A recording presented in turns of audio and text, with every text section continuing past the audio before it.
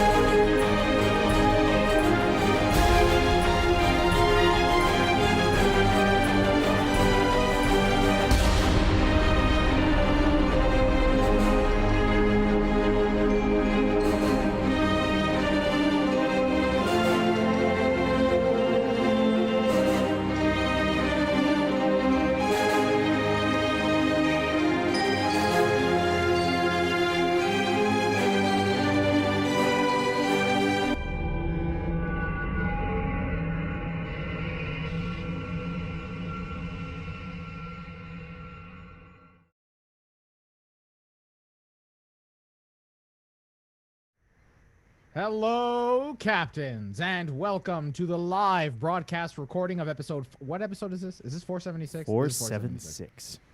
I'm gone for a week and I forget already what episode number one. But this is 476 of Priority 1, a Roddenberry Star Trek podcast live. What he didn't forget was that sometimes I like to jump in and interrupt, so he did take a breath between the end of the song and him starting to talk because he was waiting. He was waiting. He was going to jump. He was waiting for me to pounce. Get out of my head. Get out of my head, you bastard. Get out of my head. I live there rent-free. Yes.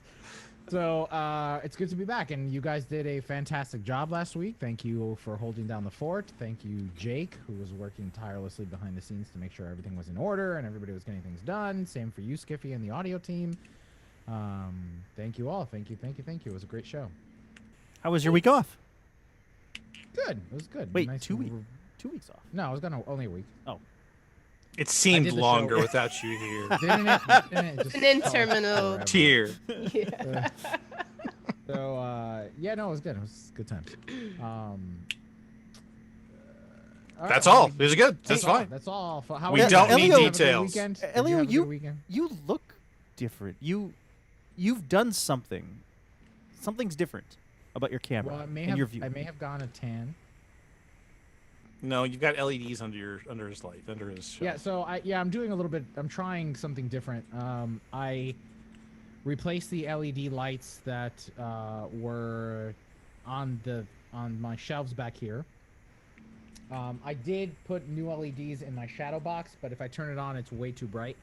And it really washes out on this HD camera, on this not HD camera, the Logitech camera. But I redid the lighting, on the underside, a little bit on the top, here, under the ships, and behind the ships. That's what I was going to ask. You do have lights facing up to the ship models, because they do look lit. Yeah. I have an LED strip right underneath the ship, in front of it and behind it. That looks really cool. Now, I was hoping that it was gonna illuminate this picture more, but I bought a dimmer.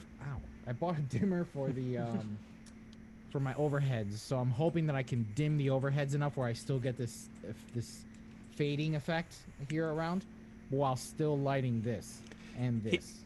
He just wants that 10 out of 10 from that Room Raider guy that's on Twitter. He wants that. He's reaching for that 10 out of 10. He wants to get on a Zoom call and. There's a Room Raider on Zoom. You haven't seen this guy? I'm unfamiliar. No. Oh my god. So there's share. there's a guy on Twitter and he goes around, and so anybody that's on a Zoom call that gets leaked publicly, or like people on Zoom that are on like TV interviews, like for cable news or whatever, he like looks at their background and like says good plants, nice lighting, good depth of field, lose the Viking sword, I don't know, whatever it is that what he says, and then he gives you a rating, and so people are coveting that 10 out of 10 Room Raider. How often does he give 10 out of 10? I don't know. I don't follow him. But every once in a while I'll see a retweet from somebody I do follow. It's like some sort of wonk nerd competition. I have a good background. I have a good Zoom background. So Elio's looking for. He'd be competitive. He'd be competitive. Oh, Skippy, you got compliments on your shirt from Finn. Why, thank you. This is the finest in Star Citizen shirting. Nice. Yeah, and the oldest. Also true. Let's just say this: I got the shirt before I got the game because I'm still waiting. Oh, you got a game? When did that happen? Because I'm still waiting on the game. Oh, you're still waiting on the game. Okay, yeah. Sources tell me it's in early access. Early access. That's right. It's out of alpha because we over the guard frequency pulled it out of alpha and said you're early access now. It's a pretty good show. You should check it out. Yeah, pretty good show. You should check it out. Yeah, you see now I open up. Oh wow, yeah, that's because the moment I open Google Docs, it's a white screen. I wish there was a dark mode for Google Cat. Move slowly towards your phone and call an exorcist because I think something has possessed Elio. He's yeah, we got a real Vincent Price thing. Don't alarm anyone. Elio Dark Reader plugin will make dark mode for every web page, including Firefox. I think it's multi-platform. I have it in Chrome. No, I have it in Edge. I've been using Edge. I am proud to use. Yeah, ever since they ripped off Chrome. ever since they tore down everything and sold themselves out to Google. Yeah, basically. They've been great. Dark Reader. Dark Reader. Their little picture looks like a Darth Vader icon. Darth Vader. Right, yep. Let's see. Here we go. We're doing some technical support. Hey, it worked. You got way darker already. Hey, look at that. Yeah. Hey, wait. I got. No. The demon's back. Oh God, no! Look. Oh shit! I wish you could see what I see with Google. Hold on.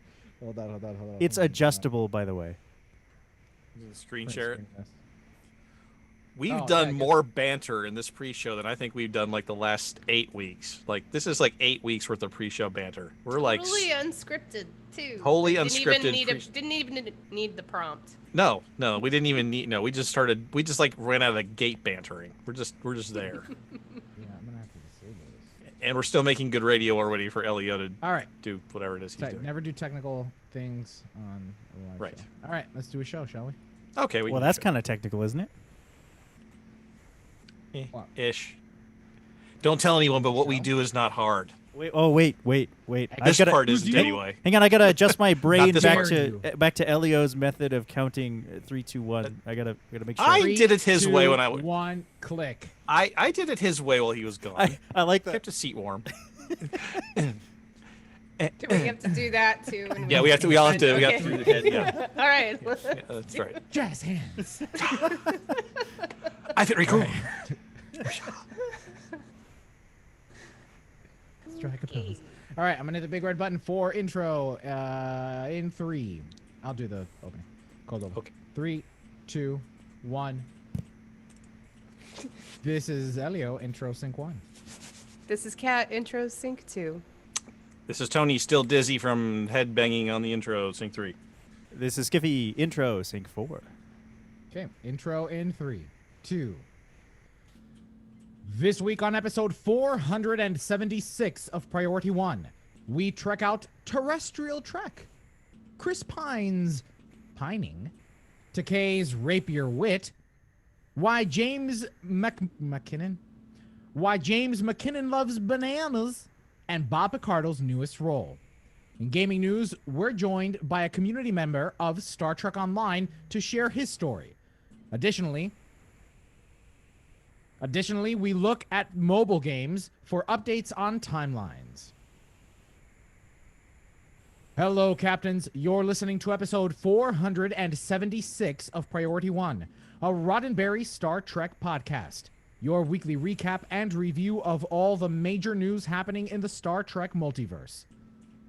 This episode was recorded live on Tuesday, September 1st, 2020, and available for download or streaming on Friday, September 4th at PriorityOnePodcast.com.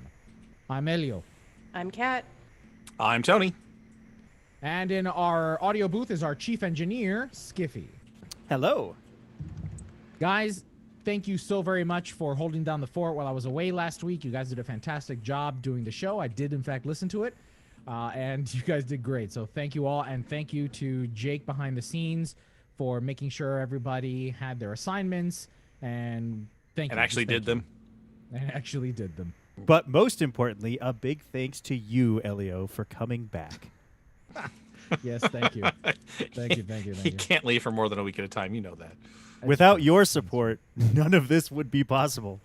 Without your tyrannical leadership, none of this would be possible. That's a strong word. I'd say overbearing. Let's leave that tyrannical as much. Yeah, with a hint of benevolence. A hint of, yeah, well, you don't want to be too benevolent or else, again, nothing would get done. Captains, every week between episodes, we love to engage in conversations with you, our listeners, on places like Facebook, Twitter, and Instagram. So if you aren't already following us on any of those, be sure to look us up. There we post things like community questions, special announcements, and more. Just search for Priority One Podcast on your favorite social media app, and you will find us. Or, you can email us at incoming@PriorityOnePodcast.com. Captains, one of the things that I missed over the week, let's face it, I really didn't pull away from my phone because I really, all of us really enjoy engaging with you throughout the week. Okay, I lost my, I was like, wait, where am I? I don't know. I'm back. I'm not on vacation anymore. Where am I? Oh, yeah. I got the ghost, I got the dark reader to work, and now I'm like, I lost my trail of fun. Come back to us. But in order to continue to produce the show and have the tools necessary to develop a production you've come to expect each and every week, we have to turn to you, our listeners. Because with your support on patreon.com, we can continue to produce the quality content you've come to expect from week to week. Plus, we offer some awesome... Plus, we do our best to offer you some awesome incentives, including a show dedicated just to our patrons. Now, speaking of patrons, I know you guys said big shout out, but Teacher Guy, who's been active with us on our live streams on Tuesday nights, last Tuesday subscribed to become a patron. So thank you again on behalf of everyone. Your support especially during these difficult times, is just really humbling. So thank you so much. Thanks, Teacher Guy. Oh, that's me. Or if financial support. Say now. Oh. It's got to be a different translation other than nor. Okay. How about if financial support isn't in the cards, don't forget about sharing our show to all your friends. Hit that like, retweet, and/or share button when you come across one of our posts, or perhaps you'd like to join the team. And gentlemen, we're looking... And captains, we're looking for new volunteers to join the production. Specifically, we're looking for audio and video editors. For more information, visit PriorityOnePodcast.com, or you can email us, and that address is incoming@PriorityOnePodcast.com. Well, what the frack was I going to say? Now let's trek out the latest news from the Star Trek Multiverse. Everybody hit stop.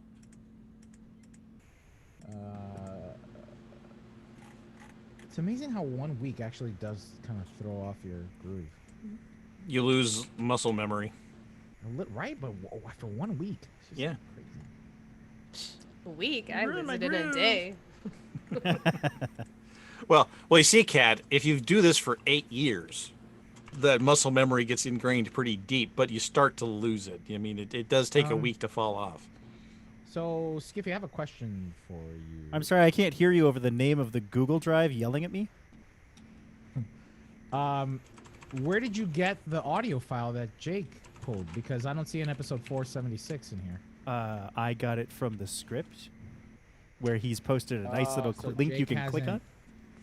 See, Jake's got it together. Yeah. Like, No. I think Jake is still working in his own My Drive, which is still technically shared with you. No, I didn't pull the file from him. I pulled the file from. Oh, well, I pulled the file from the link he posted. That's possible. Yes, that is likely. Because I don't see. So he's not saving if it to the anybody's new too place. afraid to like migrate to Google Drives, it would be Jake. There's a history there. There's a history there. So we should reassure him that he can't accidentally delete, or can he? I don't fault him for treading very he lightly. accidentally delete everything again? Not cool, Sensing Skippy. there's I'm a sorry, story man. I'm behind that. sorry, dude. I'm telling you, Skippy is the worst kind of friend, man. You're the worst actually, kind of friend, bro. And since Kat, it's a good time to retell the story. I think we've bantered. This is a bantering episode. Kat needs to hear the story, and any new listeners who they need to hear the story too. So, all right. Well, which one though? Because it happened twice. So the one that the one on the plane. You got the one on the plane. You got to do both. They both happen. So the one on the plane was our third year at Vegas, maybe even just our second year. Second or third year. And I'm on the flight working on content to do at Vegas. Like I'm legit. I'm hooked up to the typing up interview Wi-Fi, stuff, typing up stuff, and all of a sudden, I lose everything. I lose access to everything in the Google Drive. And I forgot what had happened. This was on Lennon. So what I think we were upgrading our Google Drive, or we were moving to a new account on Google Drive. I think that's what it was, is that we were still using our own personal information, and we finally were moving into the G Suite. And we didn't have, Google didn't save any of it. In the transition, everything got deleted. So I'm mid-flight, and on his way to Vegas. On my way to Vegas, right? On my way to Vegas, prepping for these events, prepping for all these things, and all of a sudden I lose all my work. And I mean, the idea of Google is that it is in and of itself its own backup, right? So even though you have a Google file on your computer, it isn't. If it's a Google Doc, for instance, it's in Google's proprietary file extension, so that you can open it offline, but if it's deleted in the cloud, it's deleted. Like there's no recovering from it.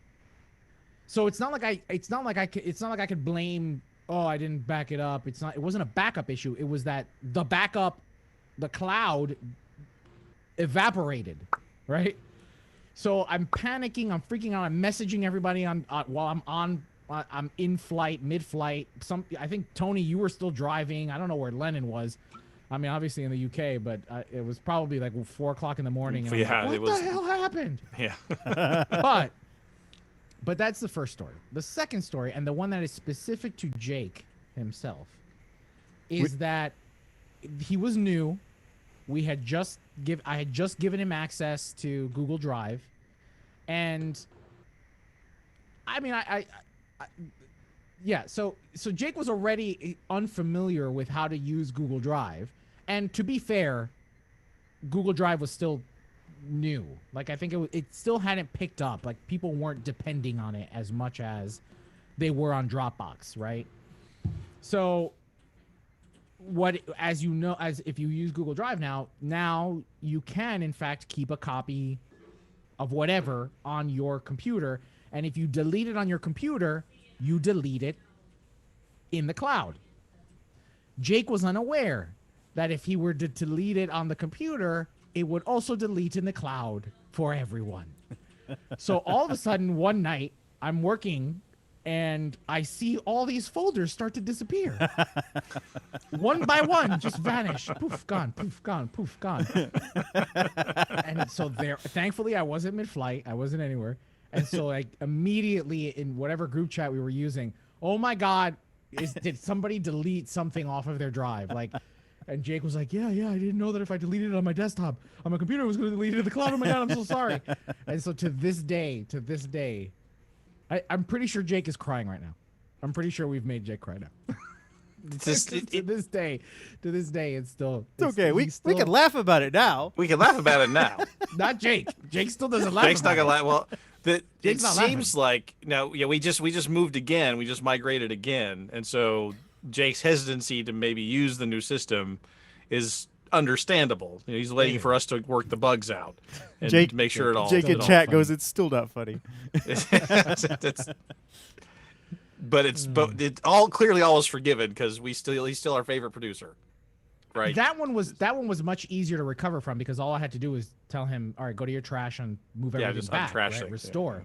Yeah. But with what happened the first time it happened, we legit we lost everything. We lost if it wasn't a Word document, if it wasn't a legit docx from Microsoft that was being saved in the cloud, it was gone. If it was a Google Doc or a Google Excel spreadsheet, it was just there was no recovering it. But only heathens and hooligans, do that. That's that one hurt. Legit users start with Word or Excel. That's what that goes. And Google has built out robust. To be fair, cat's sighing. To be fair, Google has built out robust recovery procedures now. So yeah, I'm believe it's there's version history. Yeah, within 30 days now, you can pretty much get it back. Right. Okay, so banner our time's story. over. Let's do the rest of the show, right? All right, I'm gonna hit the big red button for Trek It Out in 3, 2, 1. This is Elio. Trek It Out, Sync 1. This is Kat. Trek It Out, Sync 2. This is Tony. My recording was weird for a second, but I think it's better now. Trek It Out, Sync 3. This is Skiffy. Trek It Out, Sync 4.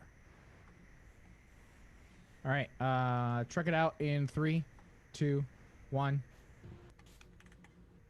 Sorry, Tony. I switched. Oh, okay. You want me to go first? I swept us out. Back in 1998, a year before the introduction of TiVo, NBC ran a summer campaign promoting their reruns of popular television programming. The slogan, if you haven't seen it, it's new to you, seems as relevant now as it was in the VHS recording nightmare times of 1998. Why, you ask? Because if you held out on watching Star Trek Discovery due to CBS All Access subscription costs, well, then you'll have a brand new to you Star Trek very, very soon. On Wednesday, August 26th, CBS released its revised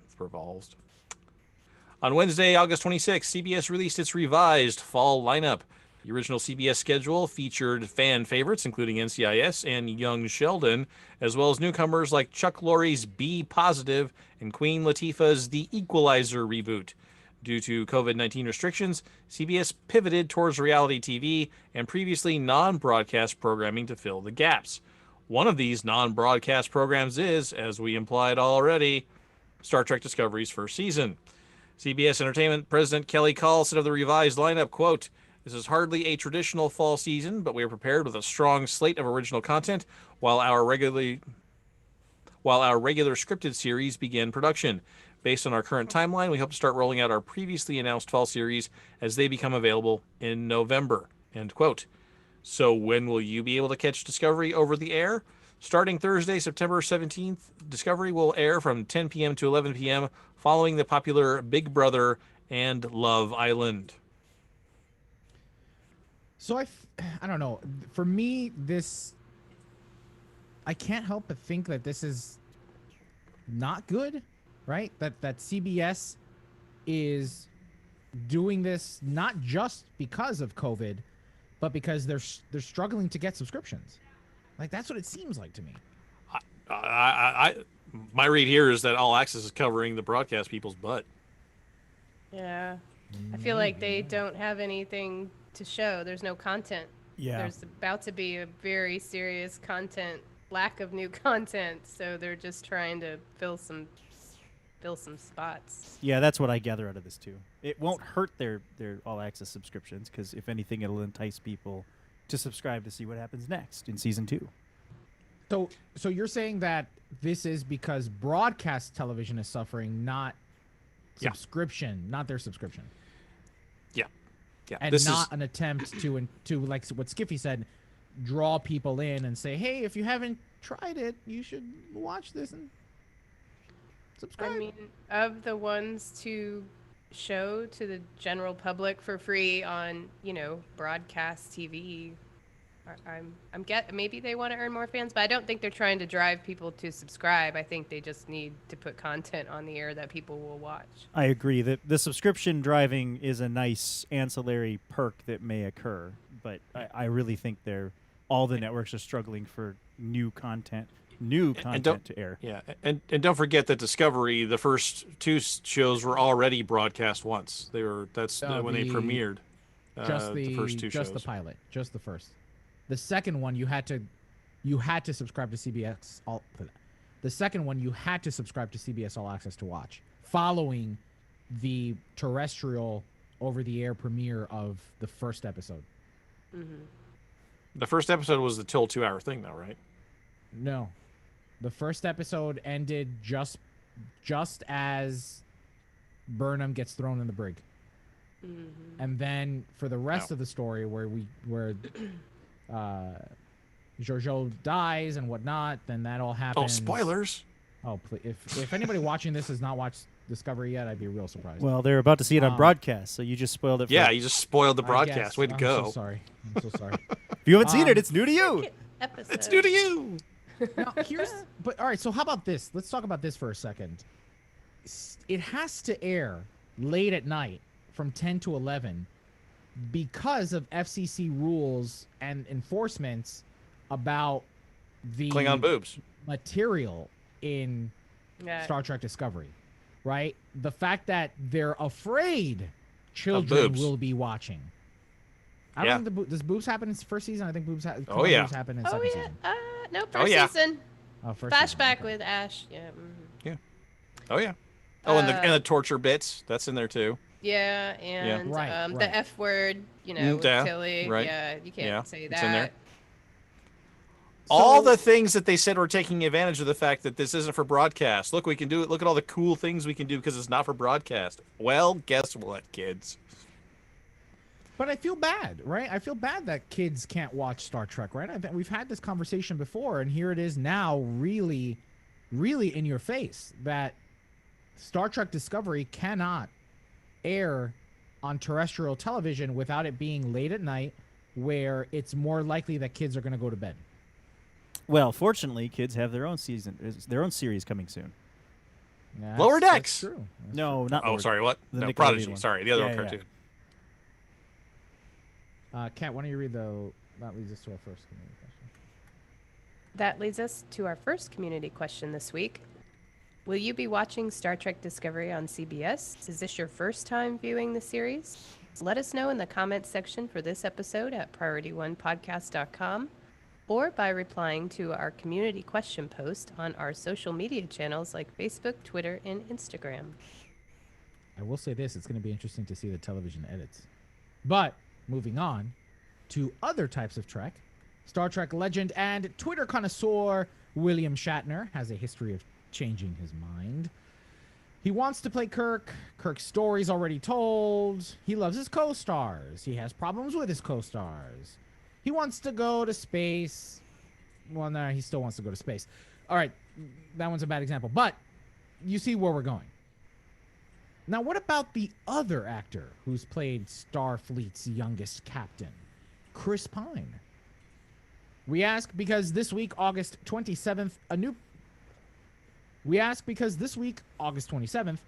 podcast. In a new podcast? It seems like this is a new podcast. We ask because this week on August 27th, the new podcast, Things Are Going Great for Me with Claude Deering, launched with an interview with A-lister Chris Pine. During the interview, the 40-year-old actor discussed his newest film. During the interview, the 40-year-old actor discussed his newest film, Wonder Woman 1984, partying with his mom, and, of course, Star Trek. If you're a fan of Kelvin Trek, here's what he had to say about what he had to say was heartening. I haven't heard anything. I mean, I get these questions all the time. I'm like the last person to find anything out. So I've heard Tarantino was going to do one, and then Noah Hawley was going to do something else, and then that fell through, and then he's going to do something with the Discovery, the new Alex Kurtzman-led cast. So I really don't know. I know that Paramount is kind of coming out of having restructured a bit and kind of a major corporate restructuring. So hopefully when all that dust settles, something concrete will come out of it, and we'll get to work. I'd love to do it. If you're a Calvin fan, well, that's great news.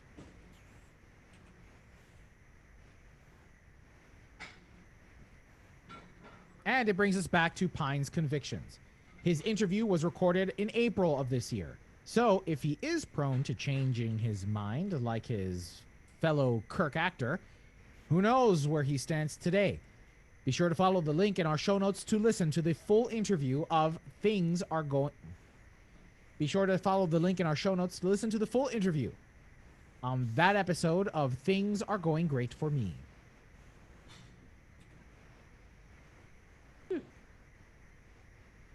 I don't have anything on this one. I don't really either. I'm like, we can move on. He's all, show me the money.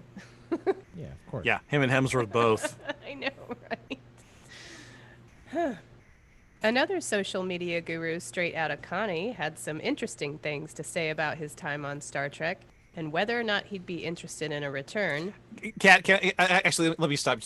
Do we need to punch that up a little bit, or should we just because I think he's... I mean, I'm very white, but I think he was trying to do Straight Outta Compton there. He is, yeah. So do we need to punch that? I'm like, I'm not super gangsta. Come on. I know, but I'm wondering if we need to make it super gangsta, but give it like a Straight Outta Connie. Like just yeah, like punch dun, dun, dun, like that. Yeah. Okay. Yeah. Another social media guru, Straight Outta Connie, had some interesting things to say about his time on Star Trek and whether or not he'd be interested in a return. Though we shouldn't call it a comeback, he's been here for years. Is that okay, or do I need to do it again? No, good. That's fine. That's fine. The rest of it, yeah. I mean, if you want to go, been here for years. I mean, you go right ahead. But I don't know if you're feeling that. Not from Jersey. Isn't that the wrong? How dare you? Did LL Cool J? He didn't do Straight Outta Compton. I don't remember who did Straight Outta Compton. I thought it was NWA. Yeah, I think it's NWA. So he's really mixing metaphors here. I don't know. Thanks, teacher guy. Said I was very gangster. Look, I'm a white girl from Texas. I thought Jake usually wrote these for our voices. Are you sure he didn't mix this around? Word, dog. Can't even. I'm like, if it's hotter than a Hellcat on fire, I could do that. Yeah. All right, anyway. George Takei, Star Trek's own Hikaru Sulu, sat down with StarTrek.com and discussed his favorite episode of Star Trek's original series. Takei cited The Naked Time, saying, quote, "I love being unchained from that damn console. Episode after episode, there I am. They may have given me promotions from lieutenant to becoming lieutenant commander and then commander, but I'm still there at that same console saying, aye, sir. Oh, whoops. But I'm still there at that same console saying, aye, aye, sir, warp 3.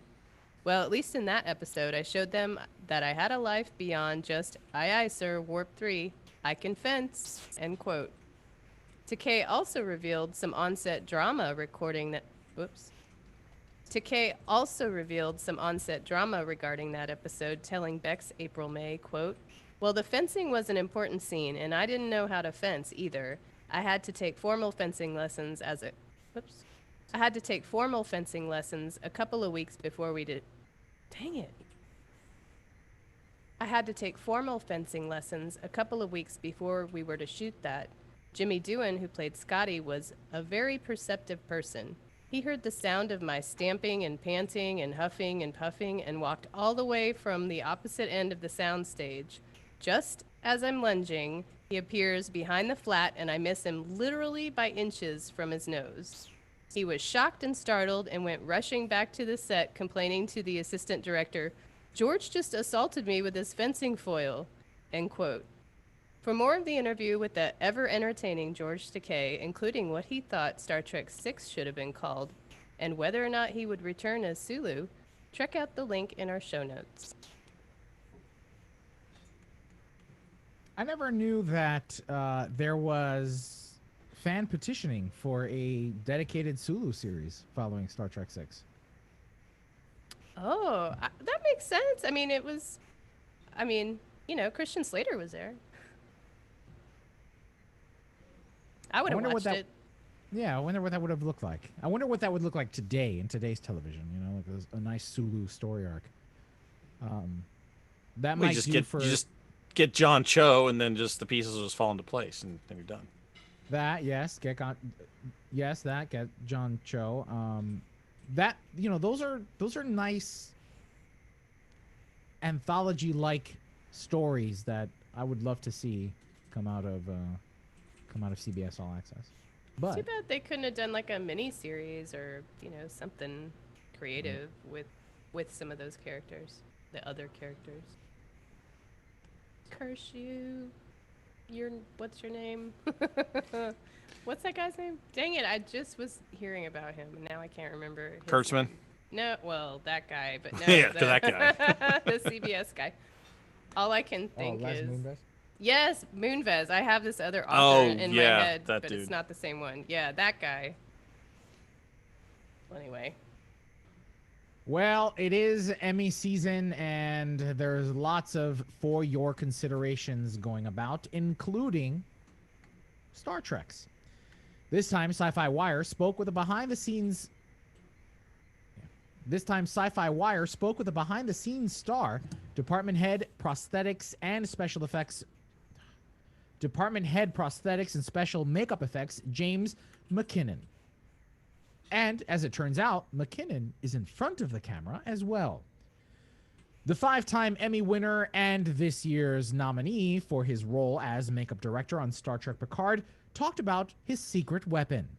And it's bananas. B-A-N-A-N-A-S. Quote, "Bananas are my go-to for inside flesh. Whenever you slice somebody open," I need to say it very jolly because we want to keep this happy for the kids and not have that traumatize anybody. When you slice somebody open, it's fatty tissue and other layers of stuff. If you sculpt as deep as possible and add a little bit of banana, little chunks of banana with a little bit of fake blood, it makes it look like fatty tissue. So I always have a banana in the trailer every day, just in case you need a little bit of meaty tissue. End quote. Or a snack. Lots of potassium. It's good for you. McKinnon also talked about his time in front of the camera and how it affects interactions with the fans, saying, quote, "My assistants, Richard and Alexi, slipped me into... Alexi? No, Alexi. Slipped me in during lunch because we didn't want production to wait. Our lunch break is 45 minutes. And this makeup usually takes an hour and a half, but we pounded through. I'm a very TNG-looking Borg, so it's a bit of a throwback." End quote. Check out the full article by following the links in our show notes. Well, it's you're believing your work if you're willing to put yourself through it, subject yourself to it, right? It's like a cook that won't eat at his own restaurant, right? You don't ever want to see that. So if it's a makeup guy, it's like, yeah, put me in the makeup. It's solid.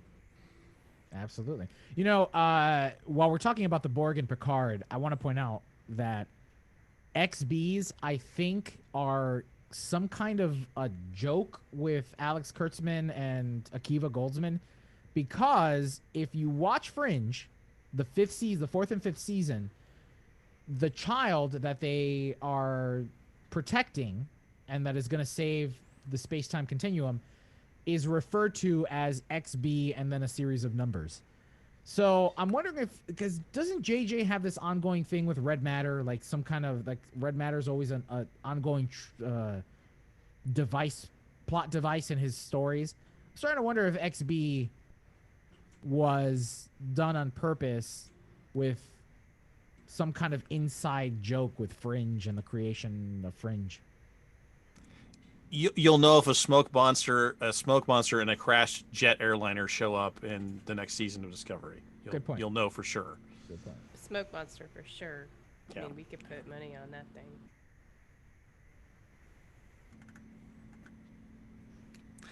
Finally, this week we want to mention that former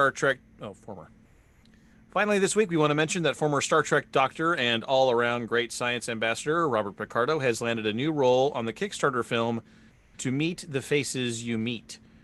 From the Kickstarter page, the synopsis states, quote, "The military thought they had created the ultimate weapon, a soldier linked symbiotically with an artificially intelligent spaceship with the ability to project illusions so real that they cannot be distinguished from reality. Together, Frizz and Mead become the most deadly fighting force the world had seen. There was one problem. An errant bit of programming instilled Mead with a conscience and pacifist tendencies that made him and his human symbiote useless for military purposes. Scheduled for decommission, Fritz and Mead go on the run, pursued by bounty hunters and an admiral with a personal axe to grind." End quote. Picardo will play Admiral Gillette, the antagonist of the film, and other stars include Patton Oswalt and Patrick Warburton. We'll have a link to the Kickstarter in our show notes. Oh, we don't have to talk much about it. Patrick Warburton. I haven't heard that name in ages. Well, yeah, but he's awesome. Did you guys ever watch the series of Unfortunate Events on Netflix? Mm-hmm. No. Oh, good. So good, so good. Really And we're, yeah, you've seen it? Mm-hmm. It's good. Oh, and Warburton's so good in it. He plays the narrator, and he's a character as well as it's just really good. Well, captains, that's all the news we have to check out this week. Now let's find out what happened in the world of Star Trek gaming. Okay, everybody hit stop. I'm sorry, but he will always be Kronk from The Emperor's New Groove to me.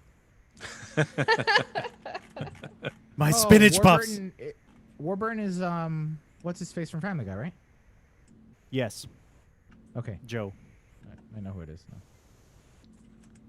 He's also back in Seinfeld. He played Elaine's Putty. boyfriend for Buddy! for a season or two, I think. High five. One of my favorite scenes when he's trying to dispose of the body in Emperor's New Groove. Oh, he's doing his own theme music. Oh, I'm so glad I was unconscious for all of this.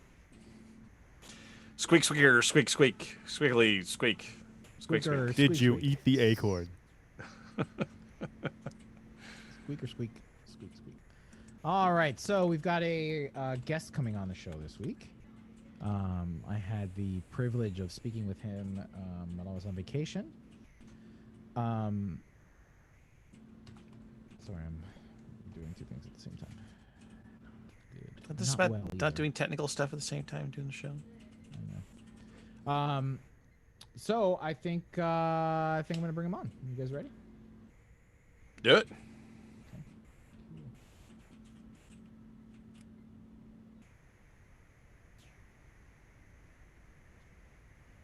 Zoom is connecting to audio.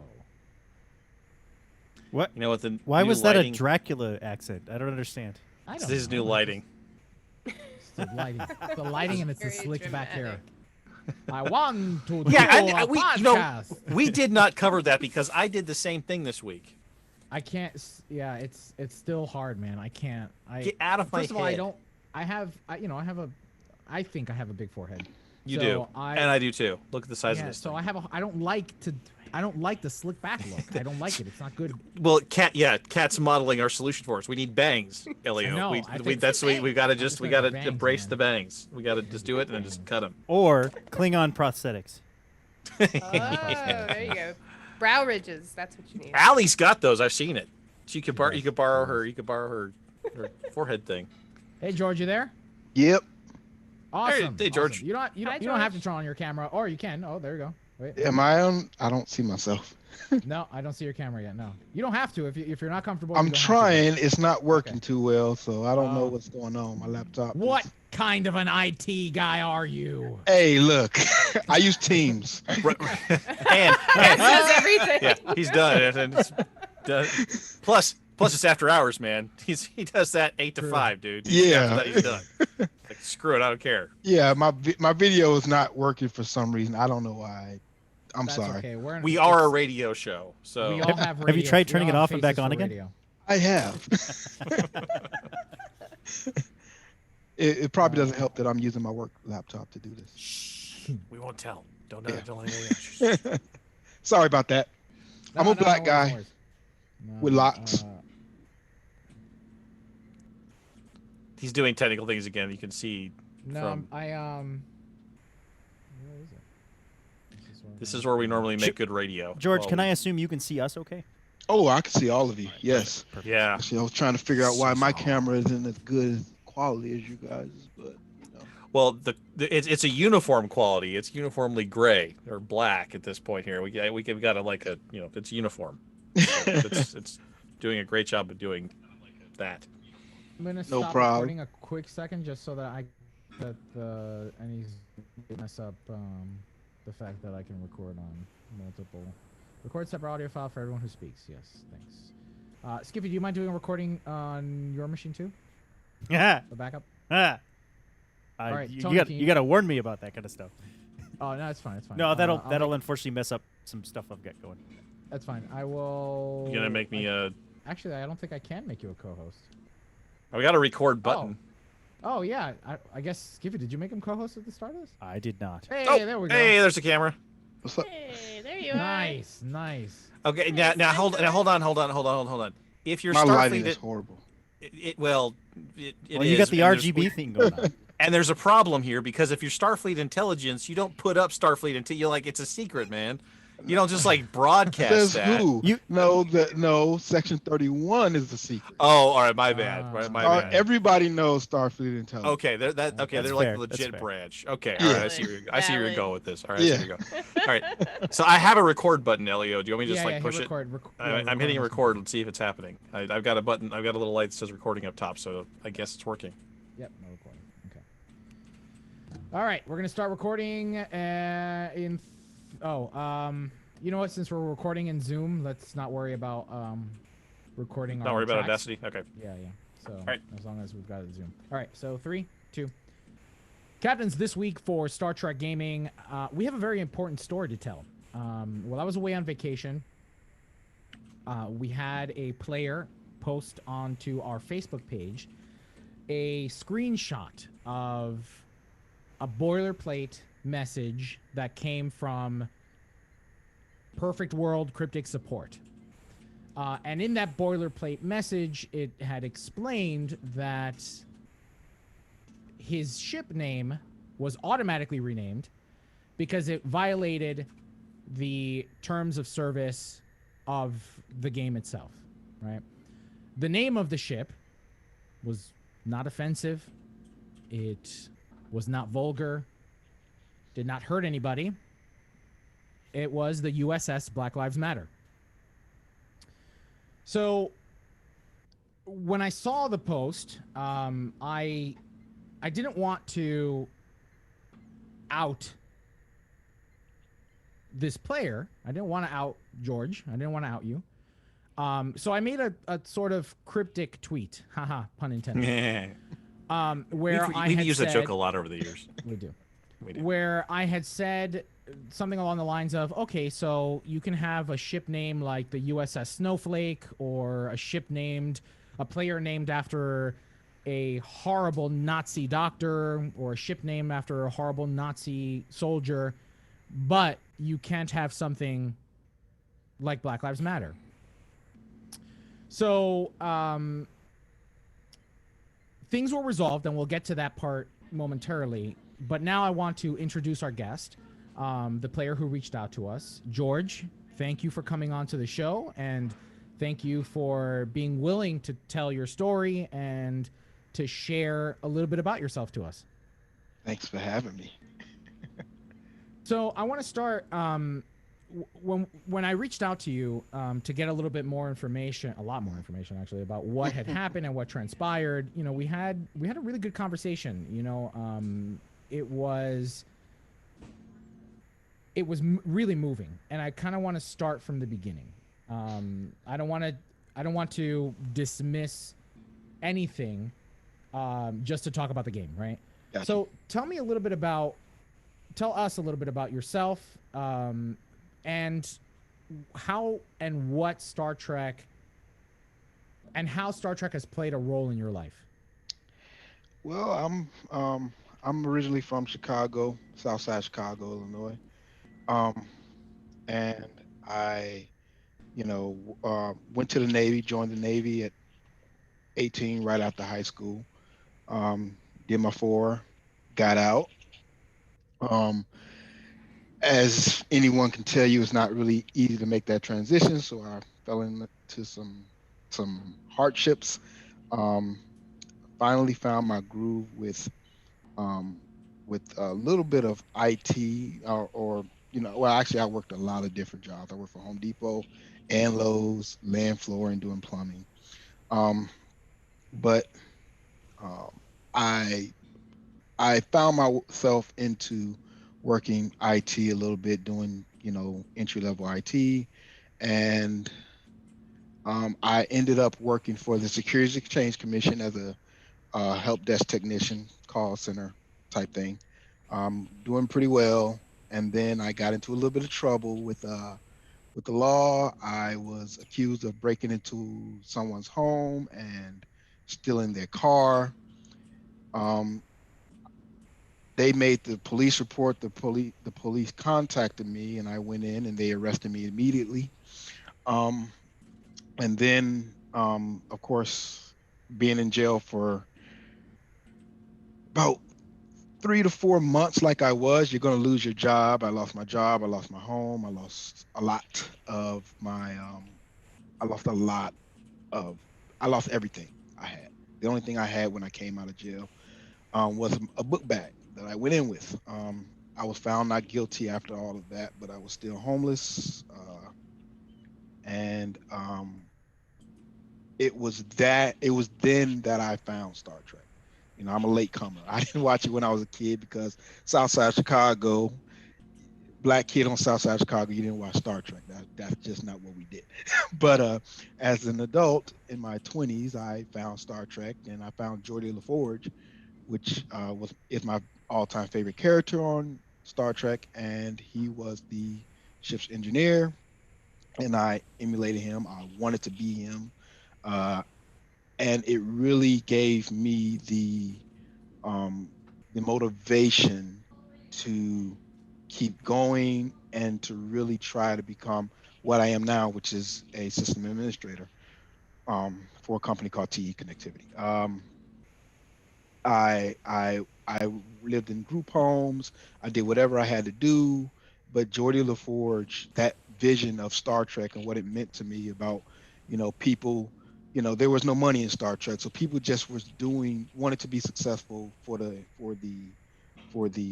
um, just to be successful. They wanted to be successful because they could, not because they could make a lot of money or get a whole bunch of notoriety. It was just because they wanted to better themselves, and I really took to that, coming from where I came from.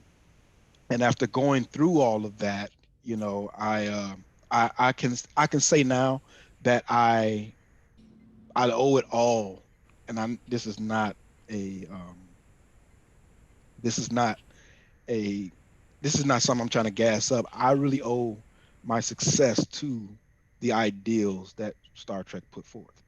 I worked out. I went to watching DS9. I watched the original series. I watched Enterprise. I watch it all, and so but I owe my life right now because it could have gone a lot differently. I was upset when I got out of jail. I was like, oh, a black guy can't really get a, doesn't really have a chance out here. It was really one of those situations that if you go through it, you kind of tend to lose hope in humanity almost. Right. You lose confidence in the system. The system doesn't work for you. Actually, for me, it was so far beyond the system because it was like, okay, no matter what I do, I'm not going to be given a chance. Yeah. Like, I went to the police called me after it was an ex-girlfriend. She told them that I broke into her house. When we went to court, when I had my final day in court, we found out that the detective never even went to the house to see if someone had broken in. They just saw me and literally they revoked my bond. I couldn't get bond. I couldn't afford to get out. So, and I didn't really have any family that could help me. So it was pretty much like I was at the mercy of the court. I was offered plea deal after plea deal. Take this felony, you can get out tomorrow. But I was like, I've already lost everything. What do I have to lose? So, I can really see how, a lot of people say, well, all of these with the Black Lives Matter movement, when it comes to and me, what I'm in it for is not necessarily just for the people that are getting shot and the most horrific um, um, aspects of what some police, not all, but some police do. But it's what this system does to poor people, not just Black people, poor people. I say Black Lives Matter because those are my people, but it's more so about, change in how the system treats the less fortunate, the people that cannot really afford to help themselves, because when you get thrown in there, you're just a number. You are literally just a number, and it's disheartening. It can really. I worked for the Securities Exchange Commission. I had a security clearance. Yeah. And I'm like, and I took that as a badge of honor when I went to talk to the police. I said, okay, I have my credentials, I have my work ID, I had all this stuff. Yeah. You're a veteran. I mean, you're. Yes. Honorably None of that. Unbelievable. All of that goes out the window when someone has a view of you, whether it's because of how you look or the company you keep or what they think that you've done, and except I don't blame my ex-girlfriend. I've gone through a lot of anger, and even now I can't really afford, the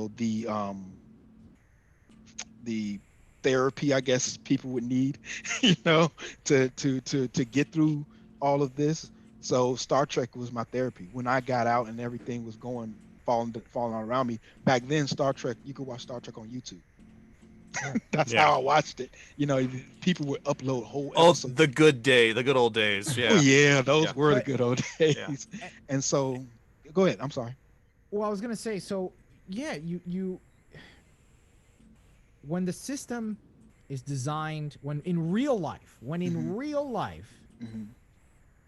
the system is designed to be against you in so many ways. We often turn to some form of escapism.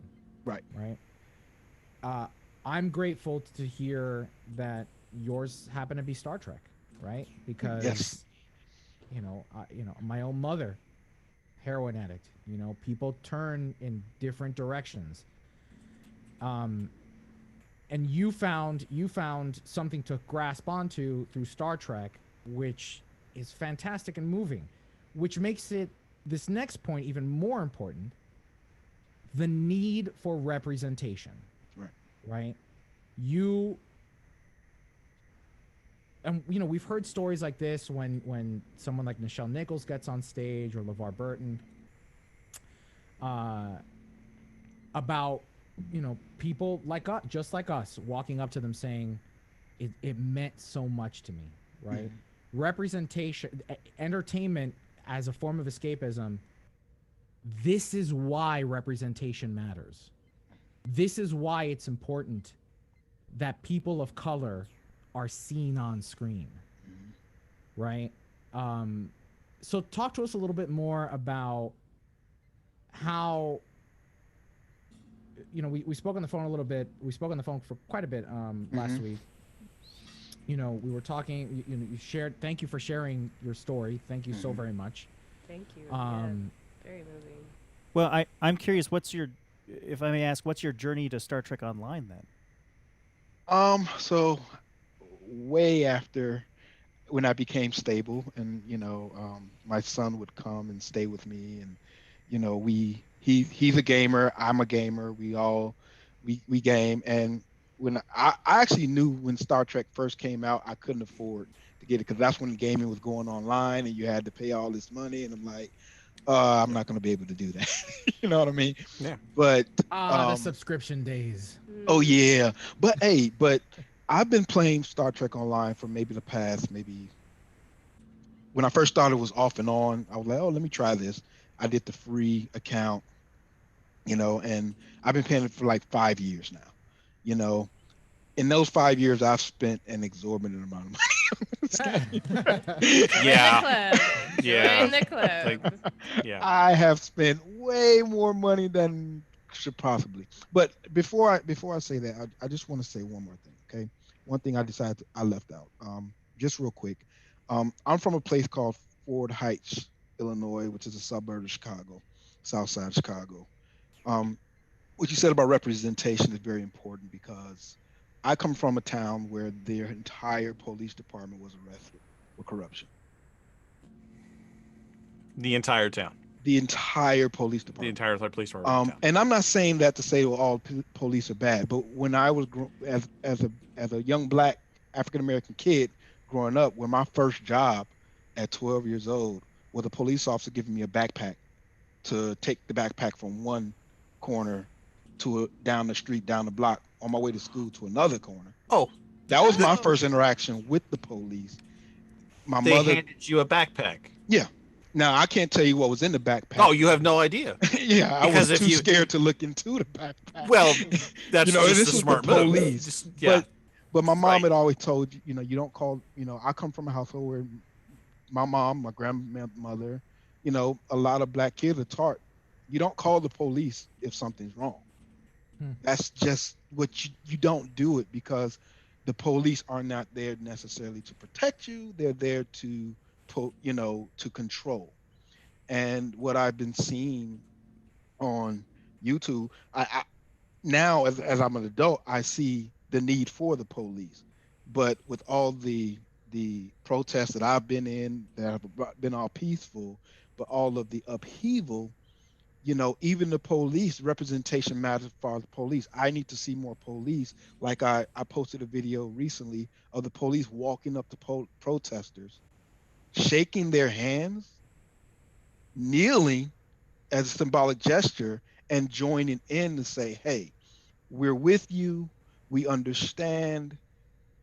We want to make this change as well. We want to see accountability because your community matters as well. So, representation matters to that point. I didn't want to get off of that. I just thought it was important to share that. It's not like Black Lives Matters out here just, making a whole bunch of unrealistic demands. It's like, okay, I want to trust the police, but you have to understand why I can't necessarily just take it for chance that I can trust someone that's supposed to protect me, but my life has shown me that there are plenty of options. Yeah, the system should be fair for everybody. Exactly. Not just certain people. It should be fair for everybody. And it's not just a white and black thing. I believe it's an economic thing. The white guy can get railroaded just as much as I can. It's a systemic failure from the top down. Exactly. It is systemic. Exactly. It's the cops not living in the neighborhoods they patrol, not living in the city limits. You don't even have to live. To me, you don't even have to live there. If the police look, when I'm in my neighborhood, South Side of Chicago, when I go back home, if I'm stopped by the police, I know for a fact that they're automatically going to think I did something wrong. Even if maybe if I was speeding a little bit, or not that I made a mistake, I'm doing something wrong. So I already know I'm going to be searched. I already know they're going to keep me there. They're going to search the car. They're going to try to find something else because of the neighborhood that I'm from and what I look like. I've been through this before. I was living in Richmond, Virginia, and waiting outside my girlfriend's job with our dog, and 5 squad cars pulled up on me. They took my dog to the pound while they waited to see if I had a background, something was in my background. And, and then they said, they apologized, but then they said I had to go to the pound to get my dog. I said, no, you're going to bring my dog back, because I didn't do anything. And someone called the police, and, And the two lawyers in this podcast are just shaking their heads going, what and this is the thing. Wow.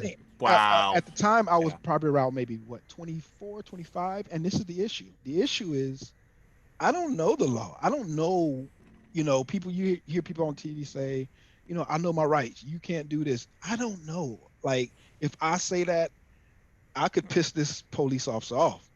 Right. The costs of asserting those rights may be a lot more than you'll get in the eventual lawsuit, maybe theoretically down the road. Exactly. I mean, my lawyer, my court-appointed lawyer told me, after I was found not guilty about the burglary charge, my lawyer told me there's a lawsuit here. Whether you want to pursue it or not, that he gave me that advice. Yeah. Problem is, I couldn't afford a lawsuit. They'd hold me up in court for so long. I had to get my life together because at that point, I was homeless. So it's like, do I go to court and, fight this, or do I try to get my life together, which took me a couple years after that because, again, I had to wait for the court systems to get all that stuff off my record because I was going through, I was going. I work government contracts. Yeah, so. The upheaval in your life exactly. It's so that's why I joined the movement. It wasn't, am I against looting? Yes, I am. I'm against all the horrible things that happen when people are emotional and people are pushed to the edge and, and they act out of anger. I'm against all of that. But I understand the frustration. It's like, what else is it going to take for anything to change? What else? Yeah. I mean, it's very frustrating. So George, so you and your son, are gamers, and you've discovered Star Trek. It's kind of been an inspiration to you, a motivation for you. Tell us a little bit about being a part. Oh, he's in the game, and for those of you watching, he's got the game on. I watch you guys, and I play Star Trek Online. That's what I do. So me too. Tell me a little bit about the community, right? Being a part of a gaming community like Star Trek Online, being a part of the Star Trek community as a whole. Have you been to conventions? Have you made other Trekkie friends? And then in real life, right? And then bringing it back to the gaming community, and specifically the gaming community in Star Trek Online. I have not been fortunate enough to make it to any conventions. To be honest with you, they're quite expensive for me to it's not something I can, now I've been saving up. This was the year I was going to go, but unfortunately we had, all that. Yeah. So, maybe next year, hopefully next year, I plan on buying a uniform and going to the convention full. Uniforms are optional. I just want you to know that. I understand that, just be sure. But I feel like, look, but you're like there. I'm going in style. It's my first time. If you're going to do it right. You can't bring that up without me wondering what uniform version would you choose? Engineering. Oh no! Okay, so TNG. Okay. TNG engineering. You're not. Yeah, it's the Geordie thing. He's getting to 2.5 pips, right? He's doing 2.5. Yes. I will definitely.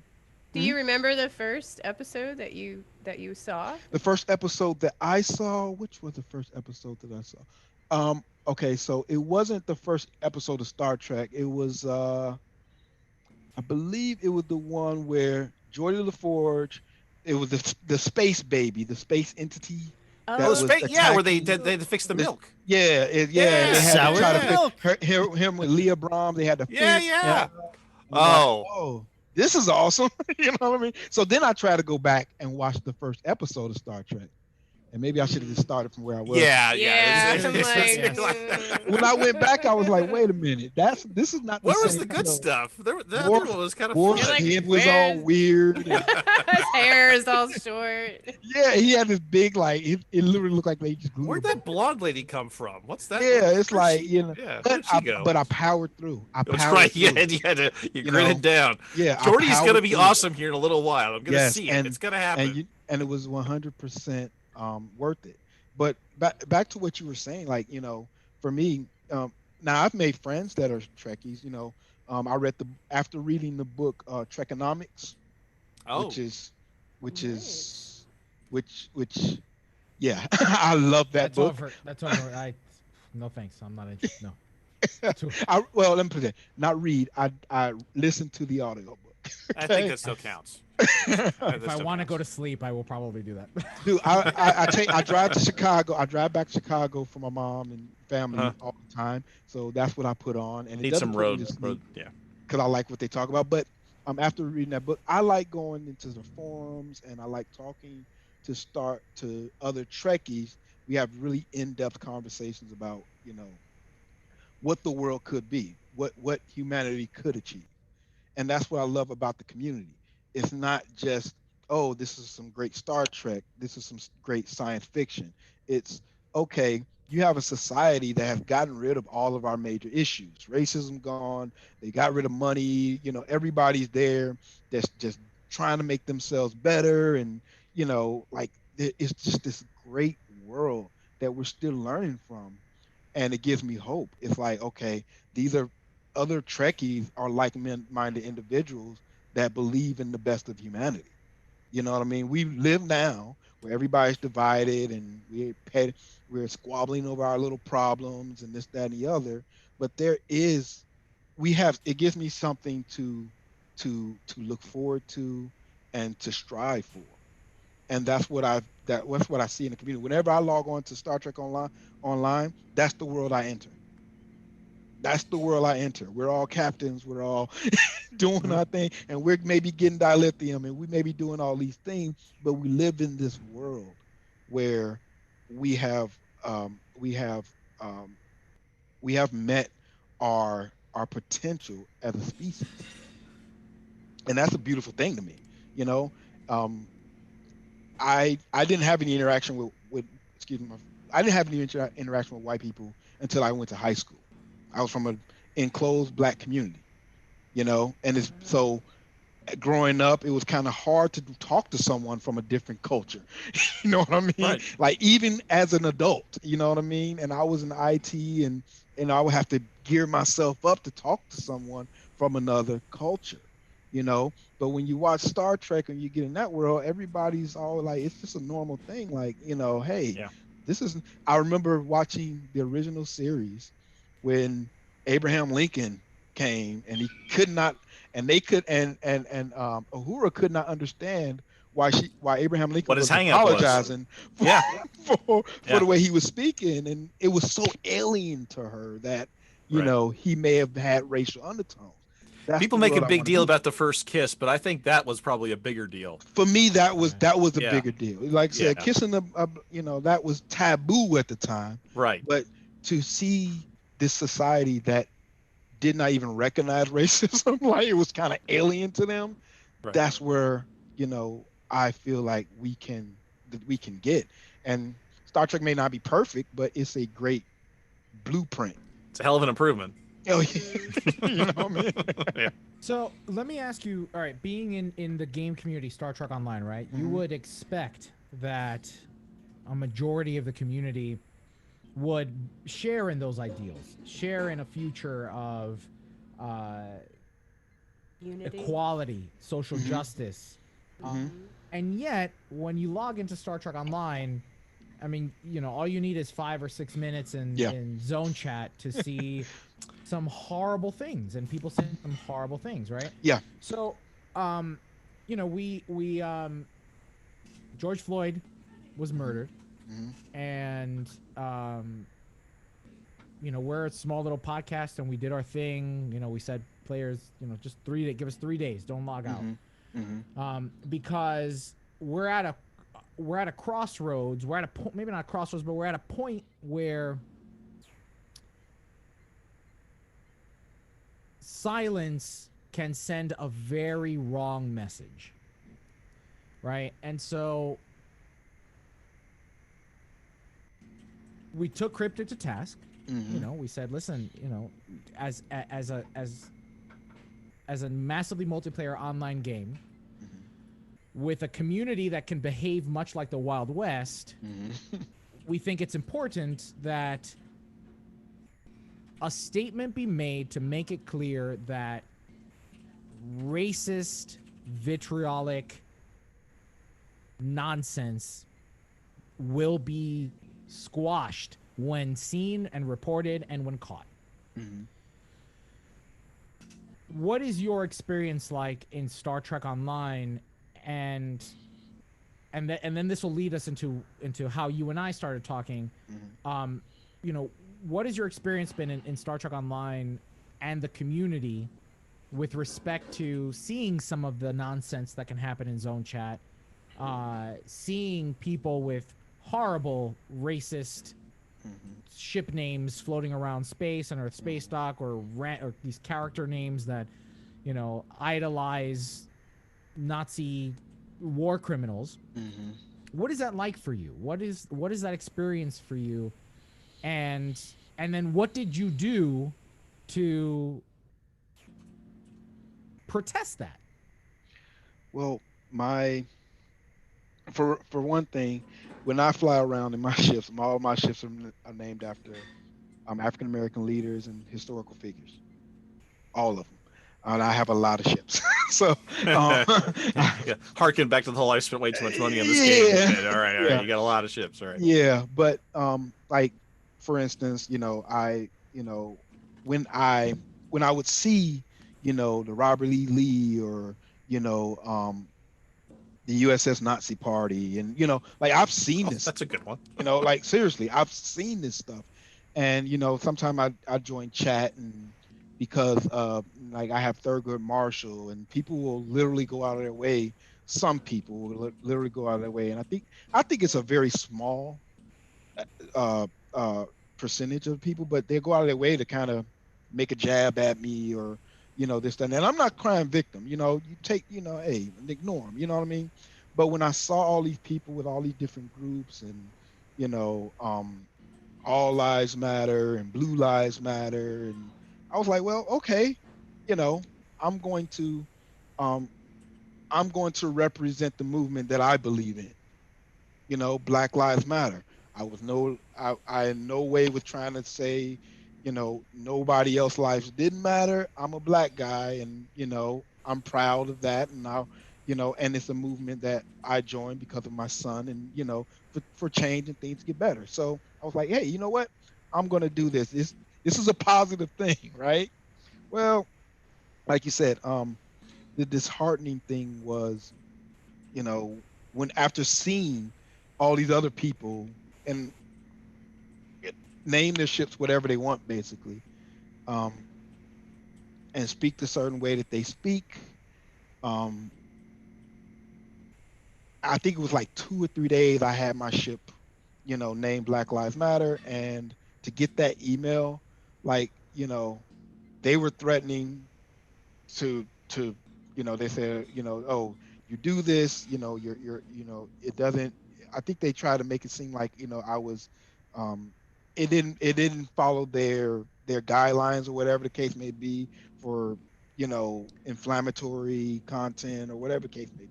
George, if I can make a quick aside here real quick to the other lawyer on the podcast. Kat, did you notice any terms of service violations in that's what they call it. in George's name? Did that strike you as any particular violation of any particular clause? Absolutely fellow attorney? not, Tony. Yeah. Did you? I did not see anything in there that called that out at all. I didn't think that was the case as well. George, with your permission, I'd like the screenshot you shared with us. I mean, you shared it to our Facebook postings. If you don't mind, I'd like to share it on our show notes. By all means. And I'm going to read it out loud for you. It says, hello, the following starship name is in violation of our terms of service. And then they put a link to the terms. USS Black Lives Matter. At this time, the inappropriate name has been reset, and you can change them the next time you log in. Please be aware that future violations can lead to disciplinary action on the account, up to and including permanent account closures. Our guidance and policies were created to protect accounts and ensure that the game remains fair and fun for the entire community. Regards, Perfect World Entertainment. Yeah. Note, this is an automated message, and replies will not be received. If you wish to contact us about this warning, you can submit a ticket through our support site listed above.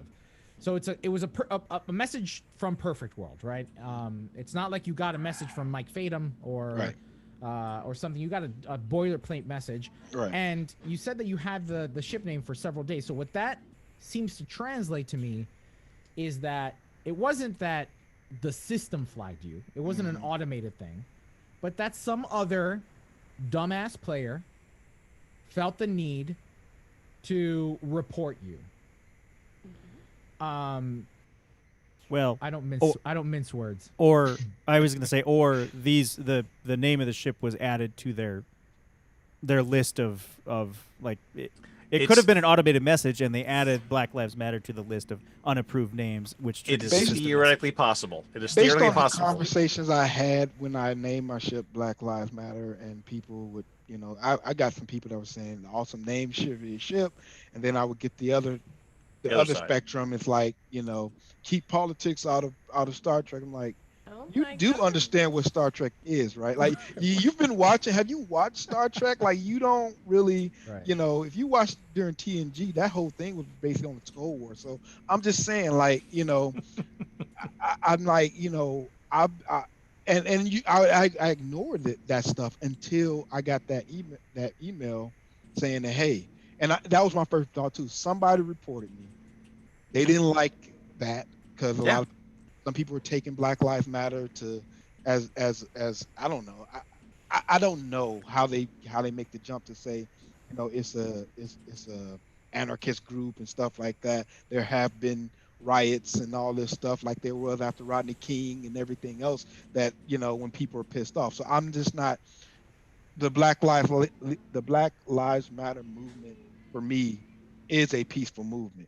It's had people try to take advantage, and it had its downfall, but it's a peaceful movement.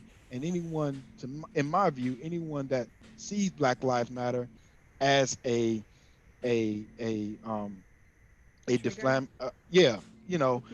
negative movement, it's like, okay, so now I can't even say that my life matters in this country. Like, what's going on? You know what I mean? Like, you can love Robert E. Lee, and I used to live in Richmond, Virginia, and they had parades, Confederate parades up and down the street. They correct me if I'm wrong here. I mean, my history's not so great. They lost that one, right? Yes, and all right, that they lost. Okay. But you know what? History is history, and I am of, as long as you're not hurting anyone, you can celebrate any point in history you want. Celebrate slavery if you want to. I'm not saying it's good. I'm just saying we live in a country where you're supposed to have the right to express your views the way you wish. I'm not mad at you for that. But when you come and say, I'm not allowed to do that, now it's like, okay, well, what am I supposed, for me, this means a lot to me. My son, I have to tell my son, how to act around the police, because I know that there's a possibility, even if he does everything right, he can still end up shot. That's why I joined this movement, because I have a 13-year-old son, and, I want things to change for him. So yes, the Black Lives Matter, when I named my ship that and they sent me that email, that hurt, because I love Star Trek Online, that kind of hurt me. That's why I posted. I'm like, well, I wasn't going to stop playing Star Trek Online. I've had horrible things, disappointing things happen to me before. I'm a big boy. But it really did hurt me because, again, Star Trek Online is so much of the Star Trek community too. You expect better. Exactly. I don't expect, did I expect them to be, oh yes, give me a reward for it? Probably not. But I didn't expect for them to try to threaten me with banning my account, which I've spent, and I'll tell you, I spent over $3,000 on this game over the course of the years that I played it. When I go through and look at all the Zen I've bought, I've spent way more, so it's like, for them to, Yeah. Right. So I have to give, I don't, no, hold on, let me take that from the beginning. So we are, as a podcast, right? Our decision to not cover Star Trek did not come from a place of malice or come from a place of anger. It came from a need, a necessity, right? Do better. To ask the gaming community and a specific game company that owns a specific license in a specific franchise that has specifically been about creating morality plays that shed light on some of the darkest parts of our nature, including racism and social injustice. Mm-hmm. And I was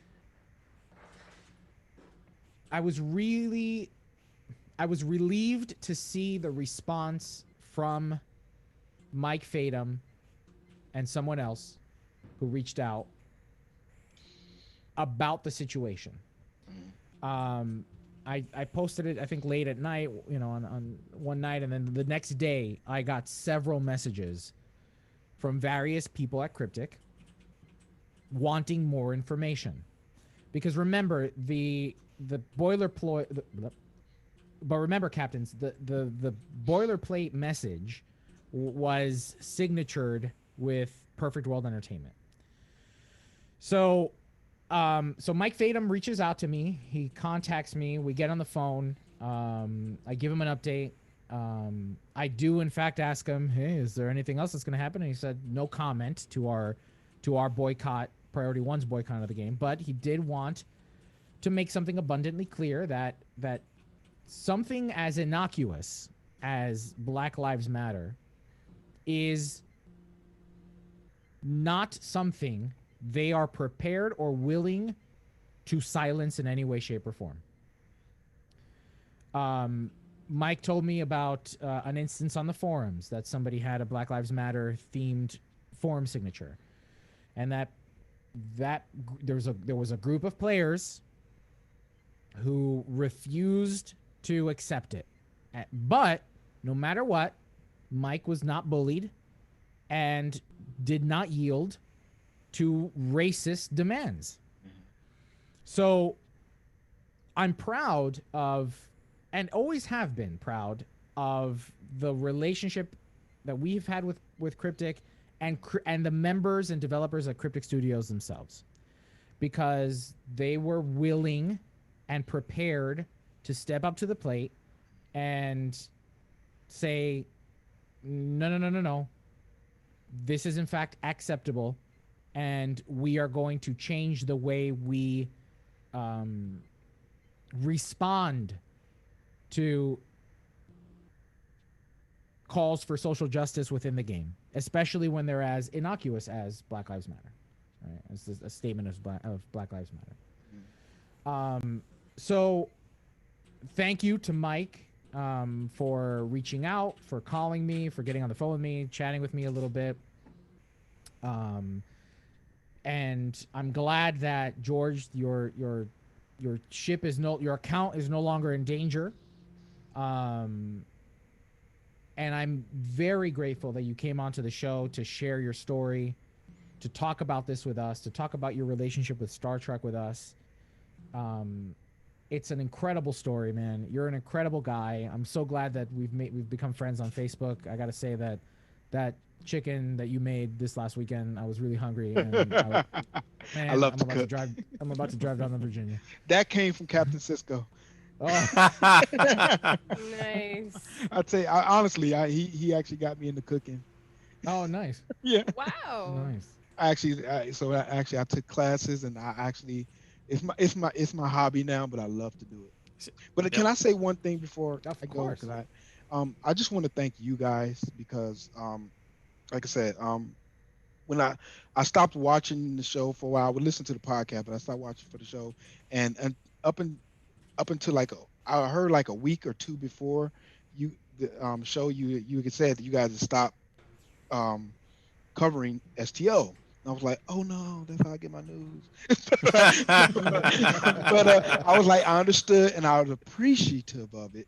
And then after everything happened, I just want to thank you guys for standing up for what you guys believed in, and going to bat for me as much as you guys did. The podcast as a whole, Priority One as a whole, because it means a lot that not just I don't think my life matters, but there's a community of people that can that believe my life matters as well, and they're willing to stand up for that, what's right, you know what I mean, regardless of how it may hurt them. And so, and I'm appreciative to Perfect World and Star Trek Online for, yes, they didn't come out and say with a ship or a vanity shield that said, this is in honor of Black Lives Matter.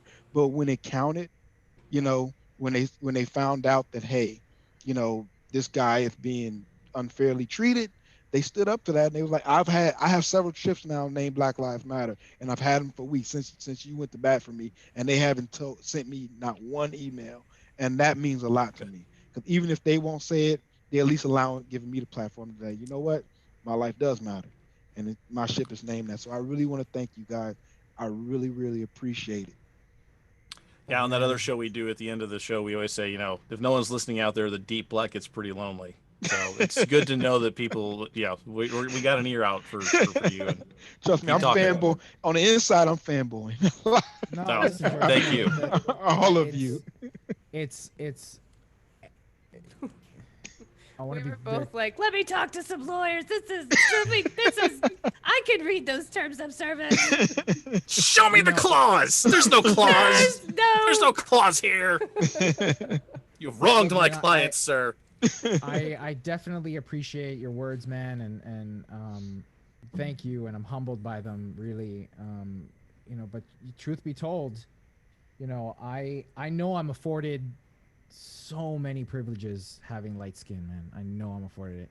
Pero yo soy Latino. I'm Cuban. My family's much darker than me, and I worry about them, man. It's a dangerous place we're living in right now. And it's important for all of us to not stay silent. And to use whatever means we have at our disposal to stand up for what's right. To stand up for the social equality that we need in this country, especially, and around the world. And it starts this November. And it's it's a beautiful thing. I love this country. My girlfriend lives in Nigeria, and we have discussions all the time about the differences. And I would tell you right now, despite all the horrific things we see and the spotting of bad cops and inequality, this is still one of the greatest countries in the world because there is the potential for change for better. That's what makes us great as a country. We continuously make ourselves, it may come through hardships and heartache and headache, but we steadily get better. And that's one thing I love about this country. So you'll never, as much crap as I've been through, I still love this country. I still love it. And I feel blessed to live in a place where, this can exist. This type of community can exist. Well, you're an inspiration to us all, Georgia. Your story is very powerful. Oh, thank you. Yeah. Thank you. Yeah, we appreciate you coming on and sharing that, and it was worth the wait of a week while Elio's on vacation. Don't go on vacation, Elio. That's what it comes. That's what it comes down to. You just got to be on here when these things happen. Thank you very much for having me, you guys. It's our pleasure and our privilege. This is definitely really an honor having you. This has definitely made the rest of my year. It's been a crappy year, but this has made the rest of my year. Trust me. I'm gonna be talking about this forever. If we are the high point in the year, this is a bad sign. Skiffy, Skiffy took the words out of my mouth. No, because I'm a huge Star Trek fan, and so for this forum to invite me on is like a highlight for me. Trust me. Look, George, I really hope that we'll get to meet one day in person at a convention or some kind of event. Yeah, friend me in game or come to TFO Thursday with the. I'm always there. I won something on my birthday. You did. That's I awesome. won a Lorca. Yeah, so yeah. Lorca's my favorite. Yeah. Well, awesome. George, thank you again so very much, man. Thank you for sharing your story. And like the late John Lewis said, man, it's important to get in good trouble every once in a while to make sure that we have a solid future for our children and our children's children. Thank you so much. Means a lot. All right, I'll be in touch. Thanks, George. All right, thank you. Y'all have a good one now. You too. Thanks, man. Take care. Tony, do you want to hit stop on the recording? Oh wait, do we have to sweep? Actually, wait. Oh, it was no, just we sleep. still got. We didn't even do the news part. Yeah, we have to do the news. Oh, wait, we have to follow that. So do you Yeah. do you Yeah, want him, so there's some other stuff going on. do you want him to hit stop and then we'll just and Audacity the rest of it? record normally for the rest of the Yeah, segment? yeah. Let's stop. Yeah. All right, so I'm stopping this recording. Oh yeah, I need a minute. I'll be Yeah, right go. back. Yeah. Go. The recorded so file will be Robert- recorded to MP4 when this hits. Yes. No, I know. Robert, if you're listening and watching, sorry for the delay. We're going into overtime, Robert. We're going in overtime. Fortunately, There's probably some sort of astronomical event he has to get to. I mean, it's nighttime, man. I've been watching. I don't think there's anything too major going on right now. So maybe There's always stars. Well, there's always stars. There's always something. So, we have to make good radio till Cat gets back, which means again we have to follow that. In the words of Sarah, We should have Silver- saved him for last. What? Oh, that's true. The rest of the show's downhill from there. Hey, insane top 10. You want to be a little more clear there, buddy? So that maybe I block you? How about them apples? Now, is someone being naughty in chat Oh, on YouTube it seems, yeah. on the YouTubes? Now. Someone who probably doesn't. Never mind.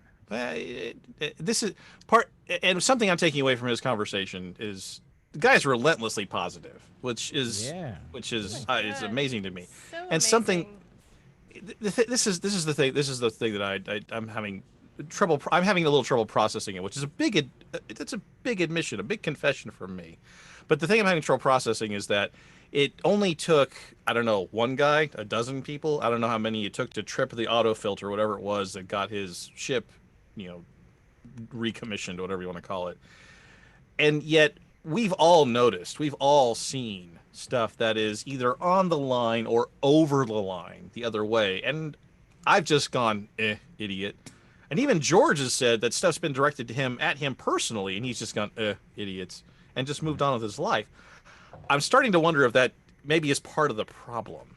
Like we just take a look at these guys and just go, and just move on. Maybe we can't do that anymore. Maybe if we see something named after a Nazi war criminal, we need to go ahead and do that reporting. Sorry. Take that extra step. It's a little out of our way, and maybe we don't want to get involved, and maybe it's just some kid who doesn't know any better. If you've got somebody, if the USS Goebbels is out there, you probably need to hit the button. And that's just something that everybody, I think, might have a responsibility to do now. Yeah. That's how the systemic change happens. It has to be at every level, at every little thing. Stop every ignoring big thing. it. Yeah. I think that's a takeaway I'm taking away from my conversation with George is that you can't. The people that are opposed to this kind of stuff, they're pretty vocal about it, and they're not shy about letting you know exactly what they think. And maybe we need to be a little more assertive too. Like, I understand Robert E. Lee is a historical figure, and I grew up on watching the Dukes of Hazzard, and the General Lee was one of my favorite cars. I now understand that there's a problem there. I understand that there's a problem with that. And so if I saw the USS Robert E. Lee, I would, that's an edge case for me, for sure. Understand its historical significance, but would the Federation name a starship the Robert E. Lee? That's an immersion breaker for me, quite frankly. I don't think they would. All right. Let's do gaming. Ready? Yes. I'm going to hit the big red button in 3, 2, 1. This is Elio, Gaming Sync 1. This is Kat, Gaming News Sync 2. This is Tony, Gaming News Sync 3. This is Skiffy, Star Trek Gaming Sync 4. Gaming in 3, 2. Well, again, I want to thank George for coming on to the show and sharing his incredible story with us. We hope that you have found something in his story to take away and apply to your own way of life, not just in Star Trek Online, but elsewhere. Now, let's talk about some other games, shall we? Tony, why don't you take this? Okay. From September 3rd through the 7th, Star Trek Timelines players will conclude their human Romulan history studies in the Restoration Hybrid Galaxy / Skirmish event, the last chapter in the Capitoline Wolf Mega event. The ranked reward is sure to satisfy any player's vaulting ambitions. Her Most Imperial Majesty and returning 5-star crew member Emperor Georgiou. The new 5-star Romulan Lannister sister Narissa heads the event crew, along with 5-star Captain Erica Hernandez and returning 4-star Rurapente Reed doing his best Patrick Bateman deep cut. Timelines also begins its Haunted Heroines campaign on September 3rd, featuring 5-star Pa Wraith Keiko and 4-star Tyrion Possessed Kess. Disruptor Beam has yet to release details about the 4-week event's narrative. However, it's safe to assume, I'll start that over. However, it's safe to say the current theme of confronting one's past isn't going away anytime soon.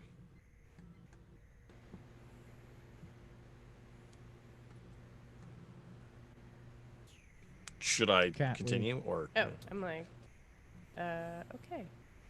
Scopely, the developer behind Starfleet. Dang it.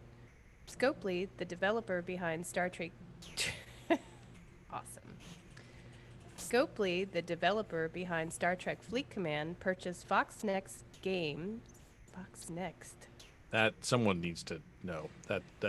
Don't name your company that. That's terrible. Scopely, the developer behind Star Trek Fleet Command, purchased Fox Next Games back in January, and that acquisition has led to a new announcement. As reported on website GameDaily.biz, Scopely have named former Fox Next president Aaron Loeb. Scopely have named He's a former... Ferengi. It must be. Scopely has named... Sorry. I just that one think of was Jeff his fault. Loeb, who's the comic book artist. I was thinking of Lisa Loeb, but... And the 9 stories. I was too, right? Lisa Loeb. Nice. Hey, you say. As reported on website GameDaily.biz, Scopely have named former Fox Next president Aaron Loeb as their new chief business officer. Describing his position, Loeb said his responsibility is driving Scopely's core business of game services. Speaking to Game Daily, he said, quote, "Somehow, rooted in our industry's history, we came to a belief that fun is the opposite of business. My experiences have taught me to recognize when done right, fun and business are a near total overlap." End quote. Wow. Loeb praised... Game executive wanting people to have fun? I'm like, I have not found that to be synonymous. Yeah, it's not synonymous at all. All you need to do is give us your credit card number. And we're all having fun! Yeah. There's overlap now! More importantly, fun for our shareholders. Loeb praises Scopely's fearless approach to creative game development. He goes so far as singling out... Quote? I don't think I heard you say end quote. I thought so. I can say Give us an end quote. No. Give us an Just end for quote. fun. My experiences have taught me to recognize that when done right, fun and business are a near total overlap. End quote. Loeb praises Scopely's fearless approach to creative game development. He goes so far as singling out Star Trek Fleet Command, saying, quote, "It's a game that was given the time and support it needed to achieve the greatness that the team knew was within their grasp. And today, it's one of the most, if not the most, deeply engaging games on mobile." End quote.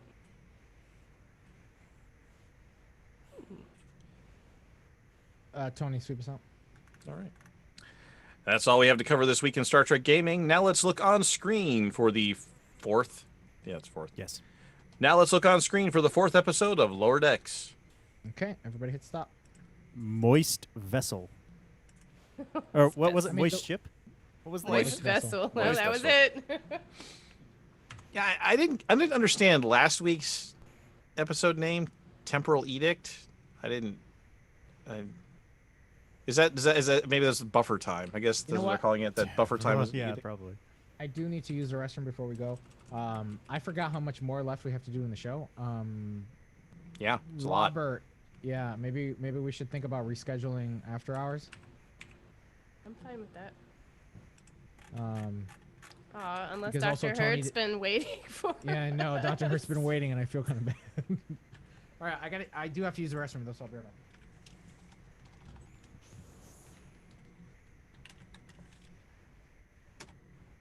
Well, I didn't finish the animated series episode anyway, so that would give me more time. Nor did I. What the hell's wrong with you people? What? I started watching it. I just got busy. In my defense, I normally, if I were to watch that, I would normally watch it today.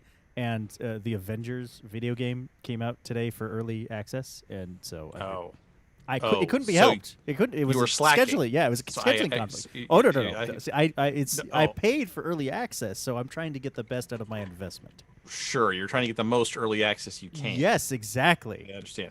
So when did CBS All Access release this Lower Decks episode? Remind me, Skiffy. I watched Lower Decks. I didn't watch the animated series. The animated series. Which have you watched any? I mean, it's 30 minutes, 20 maybe. It's like 22. Yeah, but it's a hard 20 minutes. Yes, you're right. I know. Like I said, I couldn't finish it. I tried. It's 20 minutes that feels like 3 hours. Have you guys tried doing the whole pretend it's an audio show thing? No, I have not. Give that a shot. No, I try it, but when there's pterodactyls, I have to see what's happening. Well, you know it's pterodactyls. Well, I know, but you know. It can't be anything but that. I think probably they were contractually obligated to only show pterodactyls. Wait, I got this. Oh my God, it's pterodactyl. It's pterodactyls. It's pterodactyl. Skiffy, when did you become part pterodactyl? When did that happen? Oh yeah. I mean, because every cartoon had pterodactyls. That would get you. It was in the library. It's the same reason they always had why they had shows in the Old West and then the Depression era streets in New York because they had the sets. Yeah, anything you didn't have to pay to redo. Redo, yeah. If it was already there, we're gonna reuse it. Yep. Yeah, but it's just funny. Obviously, a pterodactyl call. Obviously. Okay. So we still have to make some more good radio while Elijah's getting a drink. So maybe we could have Dr. Hurt on screen. Oh, that might be nice. It's moist vessel, not moist tea. I don't know if anybody here is a fan of the show Letterkenny. Yeah.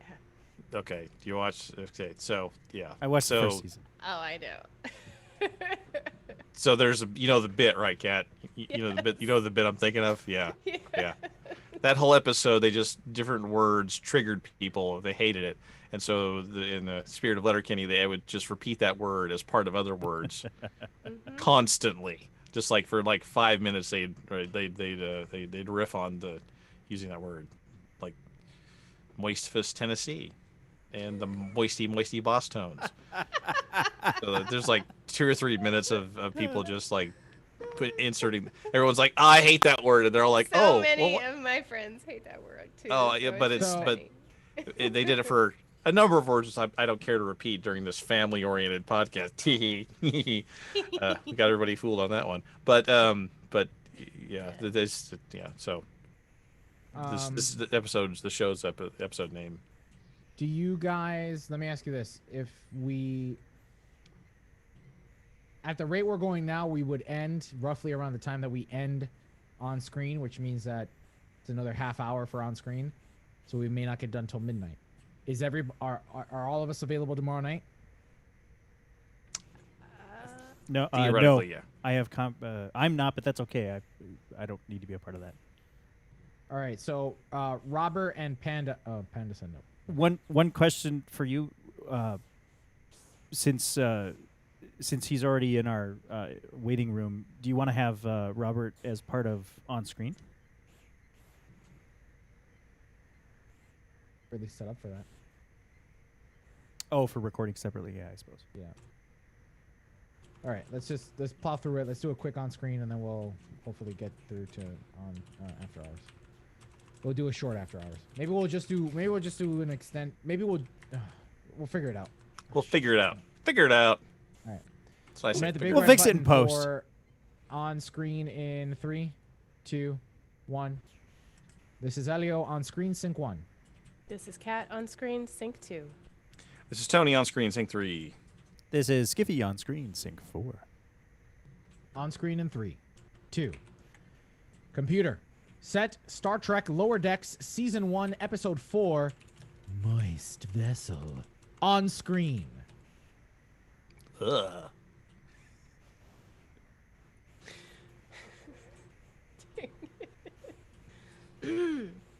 A generational ship has just been discovered, and to help tow it into Federation space, the Cerritos joins the USS Merced.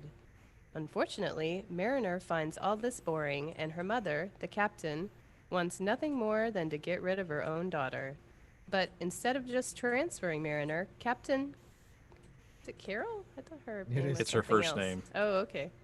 But instead of just transferring Mariner, Captain Carol attempts to sarcasm... Nudge. No. Oh, Sorry, I'm that like, was meant wait to a be minute. like how you should deliver the word nudge. Very sarcastically. Got it. I can take stage direction, right? But instead of just transferring Mariner, Captain Carroll attempts to nudge her by giving her all the worst jobs on the ship. Meanwhile, Ensign Tendi goes on her own wild adventure trying to help a fellow crewman ascend to a higher plane of existence, where koalas reign with a benevolent smile. All right, Captain. We don't know it's benevolent. We don't know it's benevolent. That's true. That's the mystery. That's the mystery. Um, That's the Rick and Morty mystery. Okay, I'll give you a moment. Okay, I'll make good radio. I'll just keep talking about koalas. Need a moment? Chew it over with Twix. So this episode gave me, I think, the strongest Rick and Morty vibe yet. Especially with the Ascendant stuff. What? Okay. All right, Captains. This episode was directed by Barry J. Kelly and Juno John Lee, and written by, let's see, the writtens have like 7 credits on this one, so it had a whole team. It had the staff writer, quite a big group there. So let's jump in and talk about the episode. Tony, why don't you share with us what you thought? You know, just overall things. Your favorite scene, for instance. I kind of enjoyed some of the Ensign Tendi stuff. I think that one probably I liked better than the main. That was clearly the B plot. I liked it better than the A plot. I liked a lot of that stuff. She's trying too hard. I like the trying too hard character. I think that's what it was. But I particularly enjoyed, and I'm seeing this more and more. I particularly enjoy how Ransom always puts his leg up on stuff. I am now seeing that is going to be the recurring visual joke, because Ransom is always going to have his leg up on something. So it's the Ransom maneuver. It's the Ransom maneuver. Yeah, I dig that. I didn't notice that. It's going to be all I see. Yeah, it's there. It's there. If you have to go back and just watch it. And the animators, I think they knew what they were doing with this. What about your least favorite scene? The thing that I predicted would be my least favorite thing back in episode 1. I do not like the mother-daughter thing. I don't like that apparently no one has figured it out. I don't like that. This is just dumb. Because they're going to have some episodes. I'm like, how can you not know that that's her daughter? How do you not know that? Yeah. And this should be like disclosed to everybody. It should be like part of the whole. Now she's my daughter, right? So I'm not treating her any special. This is just there's going to be some big reveal some episode down the road, and everyone's going to be like, what? No, I just don't like it. See, I didn't read it Carol. as that. I read it more as nobody cares. Nobody knows. I understood it more as nobody brings it up. Yeah. Like at least the senior officer, maybe in lower decks nobody knows, but I think the senior officers do know. Like what's his face, the Captain Riker guy. Ransom. Ransom seemed to have known when she was venting about it, and he's like, well, why don't you just kick her off? Oh, I mean, sorry, I didn't mean to talk out of turn. Maybe. No. My prediction is that she's kept it a secret. I don't think Boimler knows. I don't think any of her Mariner's group. Yeah, clearly none of her friends know. But yeah, But even what about? But even with in front of the admirals or whatever, how dare your officers treat us that way with disrespect? I don't know. So, what about any thematic takeaways? Anything that overall reviews of it, and ultimately, what's your 1 to 5 star rating of this episode? They've got the Star Trek canon down, right? Like, we found an alien ship and there's a mysterious goo on board, and that mysterious goo has unanticipated side effects and consequences, and we science the tech to science the science to make it all better. I mean, they've got the Star Trek rhythm clearly down because it just happens automatically. So I mean, the question of, is it Star Trek? Well, yeah, it's doing the holding the mirror up to Star Trek thing just very, very well. But it's down from last week's performance. This is 3 stars here. Episode 3 is still the high water mark, I think, for me so far. By the way, I want to say that this was the most Star Trek themed episode I've seen yet. It felt very TNG to me. From the opening moments where they're doing an actual captain's log, not an impersonation of a captain's log, but an actual captain's log, through to the end. Like, they didn't have a skit in the front. They had part of the story as the opening bit, which doesn't work for me. Oh, you prefer the actual sketch? It's not TNG. The show, as hard as it's going to try, it's not TNG. Really? I thought they nailed it. I liked it. I'm telling you, they've got the formula. No, I'm telling Skippy, that's what I say. They've got the formula down. They've demonstrated they know the canon. They demonstrated they know the Star Trek rhythm, right? They get it. This isn't TNG. This is not that show. They need to be their own thing. And episode 3, that's the model. That's how they do it. That's how they should do it for the rest of the run. I'm gonna go next because I'm hoping that Skiffy and Kat's review is much more. I was trying to keep talking to prevent you from sharing your opinion on this. I know where this is going. I am so sad that the episode that I enjoyed most so far was the one that I couldn't get to talk about last week. Right? I thought, like you, Tony, I thought episode 3 was the strongest one of this season. This episode, man, I as much as I want, as much as I've tried to keep my critiques balanced, this episode was not something I enjoyed. As a matter of fact, I walked away almost angry. I don't want to watch the show anymore. So it's absurdity, and I go back to this. It's absurdity without purpose. Like, I don't know what the theme of the episodes are. I don't know what they're trying to show or convey. And I understand it. I understand your concept of this is supposed to be junk food. I get that, but junk food is satisfying. Jelly beans and junk food, they're satisfying to one degree or another. And I am not feeling satisfied by just watching these episodes to figure out what the next Easter egg is. And I think we talked about it in After Hours where we were comparing this to something like... what's the Hulu? I keep forgetting. So I think it was in After Hours that we hit the nail on the head, and Kat, I think you brought it up too, was that, yes, Mike McMahon wrote Rick and Morty, which is an incredibly successful show. And then one of the other original creators went off to do Solar Opposites on Hulu without Dan Harmon.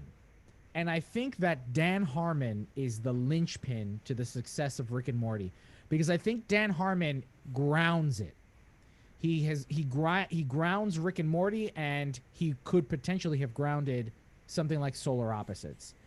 And this show just doesn't feel grounded to me. I walked away going, what was any of that about? And yeah,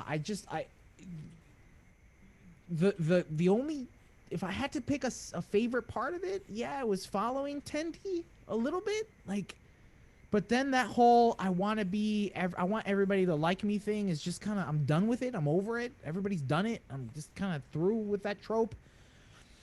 And yeah,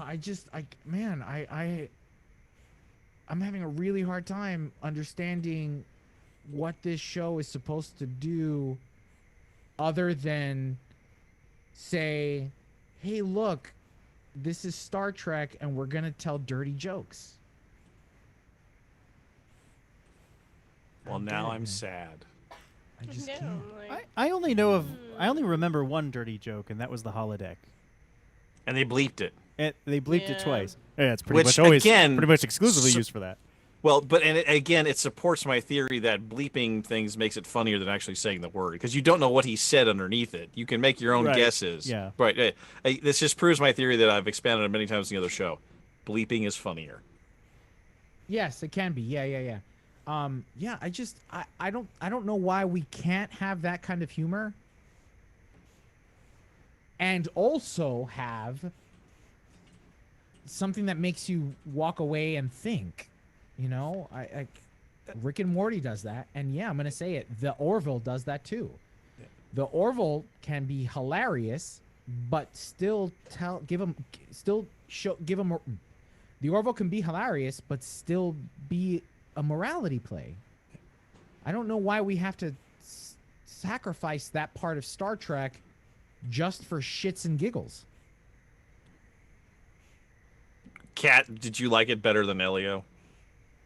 I did. Okay. But I see what you're saying. Like, you feel like they're sacrificing the base intellectual part of Star Trek by doing something like this. Because where's the...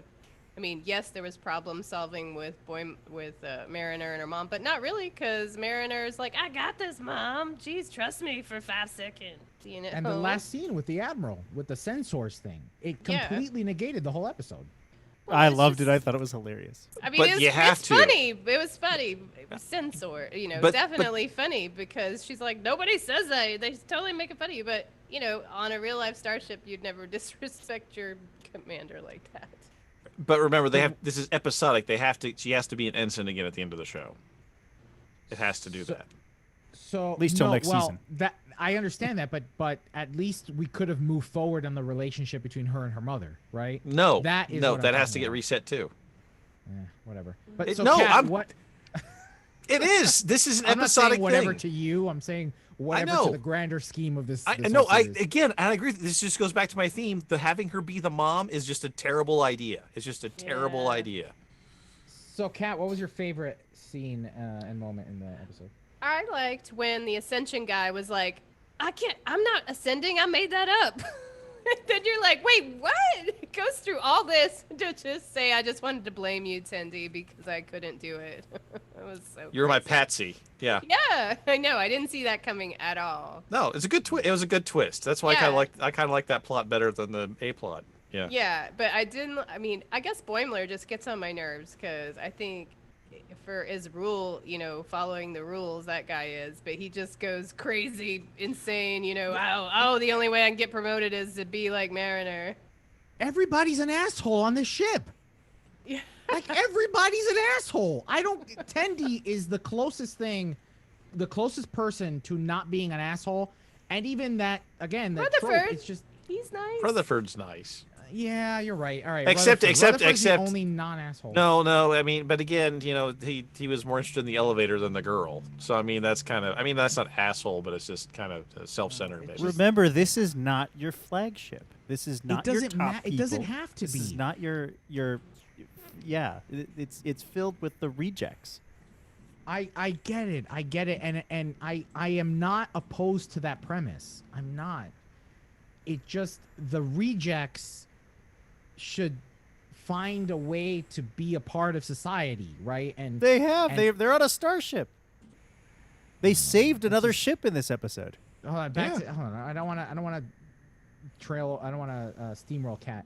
So, Kat, what about any thematic takeaways? Any overall your overall review and 1 to 5? What did you think? Oh, okay. My overall, I'd give it a 3.5. It wasn't. It might be. No, I think I liked the third episode maybe a little bit better, but it was closest. They're definitely better than the first 2. Yeah, I'll go with that.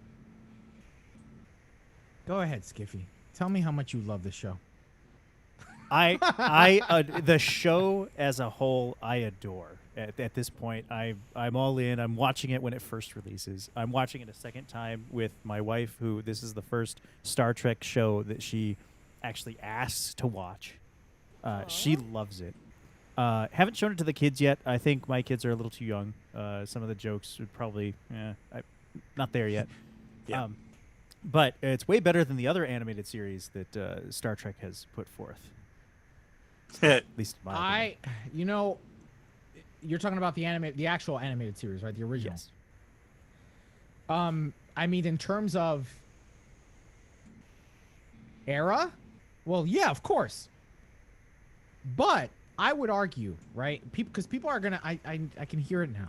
Well, what about the Lincoln episodes? And what about, you know, DS9 when they're playing chess, where they're all, or NTOS when they're all chess pieces and boards. Even the most absurd and, man, even Spock's brain attempted to have a point. It makes it so much more interesting for the listener. You finished the joke for me. But yes, it makes it so much more interesting for the listener. And I just can't find it, man. I can't.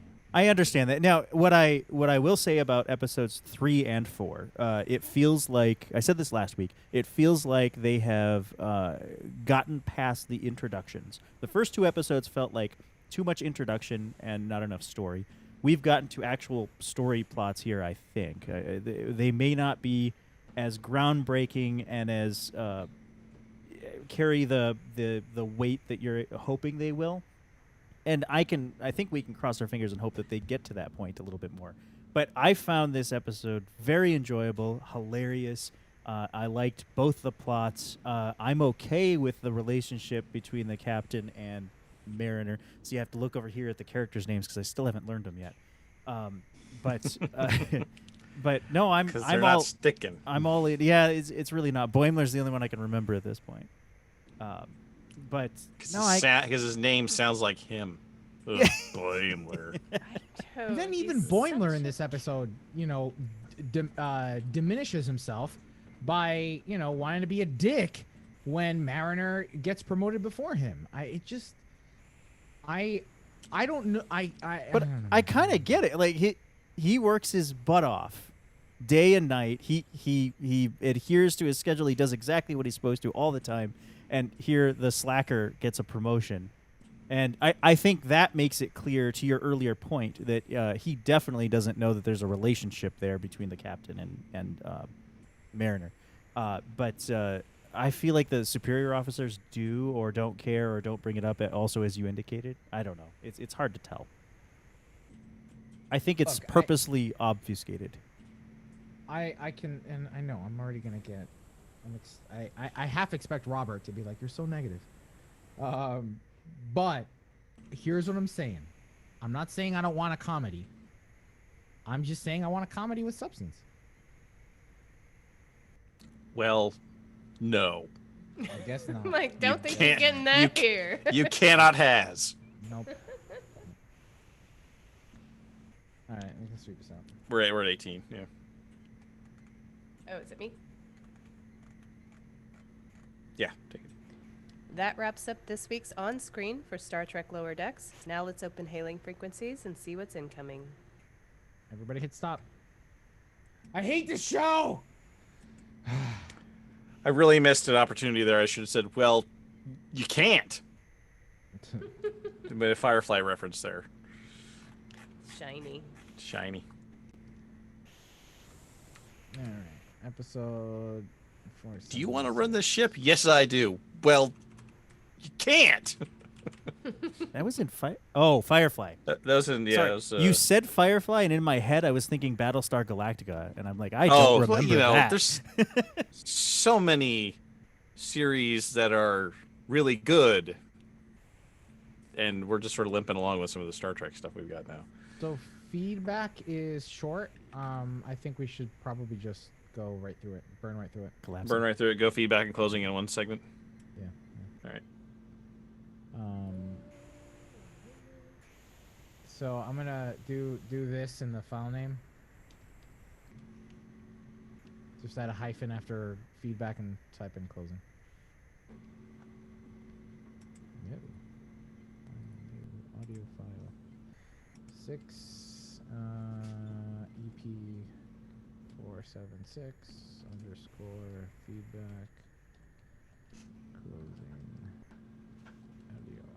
Okay, I'm gonna hit the big red button in 3. Whoa. 2. Oh, sorry. Oh, okay. Oh, God. Yeah. Too much, too fast. Okay, I'm I'm ready. ready. I I'm changed sorry. the file name up on top, right, guys? Yo. All right, I'm gonna hit the big red button in 3, 2, 1. This is Elio feedback sync 1. This is Kat. Feedback / closing sync 2. This is Tony. Feedback closing sync 3. This is Skiffy feedback closing sync 4. Feedback closing in 3, 2. Well, Captains, hailing frequencies are now open, and we're ready to receive all of your incoming messages. Last week, our first community question was, if you're not already playing Starfleet... Whoops. Last week, our first community question was, if you're not already playing Star Trek Fleet Command, will this update entice you to start playing? On Twitter, Sec31 Trek writes, nope, tried it, and I already have...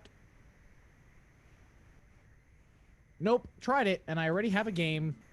Nope, tried it, and I already have a Trek game with a learning curve. From Facebook, Matt Spears replied, yes, starting back on Star Trek Fleet Command, my account from 2018. Our second community question last week was, now that Lower Decks has 3 episodes out, are you enjoying the show? Why or why not? From Twitter, JF Marin H said, once I accepted that Lower Decks, it's just different, I started to like it. Especially the latest episode. The show is getting better, and I see some potential there. See, Elio? See? It's just different. What? I just get different. I understand different. It's just different. Means you're wrong. I'm kidding. Wrong. Wrong. You're wrong. You're wrong. You're wrong. Also from Twitter, Sec31 Trek responded, Lower Decks has gotten better each week, so I'm excited to see more. Fanly. I know, is that supposed to be Fans there? lastly. Fans lastly. Finally lastly. And lastly from Twitter, Multiverse Tom wrote, I love Lower Decks. It's highly enjoyable.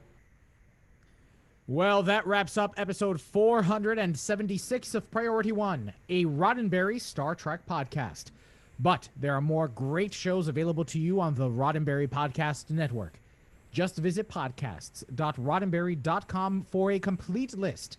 Then be sure to subscribe to them all and share them with your friends. We can't forget to send a special thanks to some of our Patreon supporters like David K. Rutley and Peter Archibald. And we'd like to welcome our newest Patreon supporter. Oh, you already thanked we him already last did week, that. and I did, yeah. Yep, and I sorry. did it in the intro. Okay, I'll do that again. But we can't forget to send a special thanks to some of our Patreon supporters like David K. Rutley and Peter Archibald. And here's a reminder of our community question for this week. Will you be watching Star Trek Discovery on CBS Terrestrial? Is this your time for viewing the new series? Or is this your time for viewing the series? Oh, first time. Who? Oh, I know what's going on. Because I have the dark mode now. Yeah, it messes with the highlights. Yeah, I'm sorry about that. Will you be watching Star Trek Discovery when it airs on broadcast, when it airs on CBS terrestrial broadcast networks? Will it be your first time viewing the series?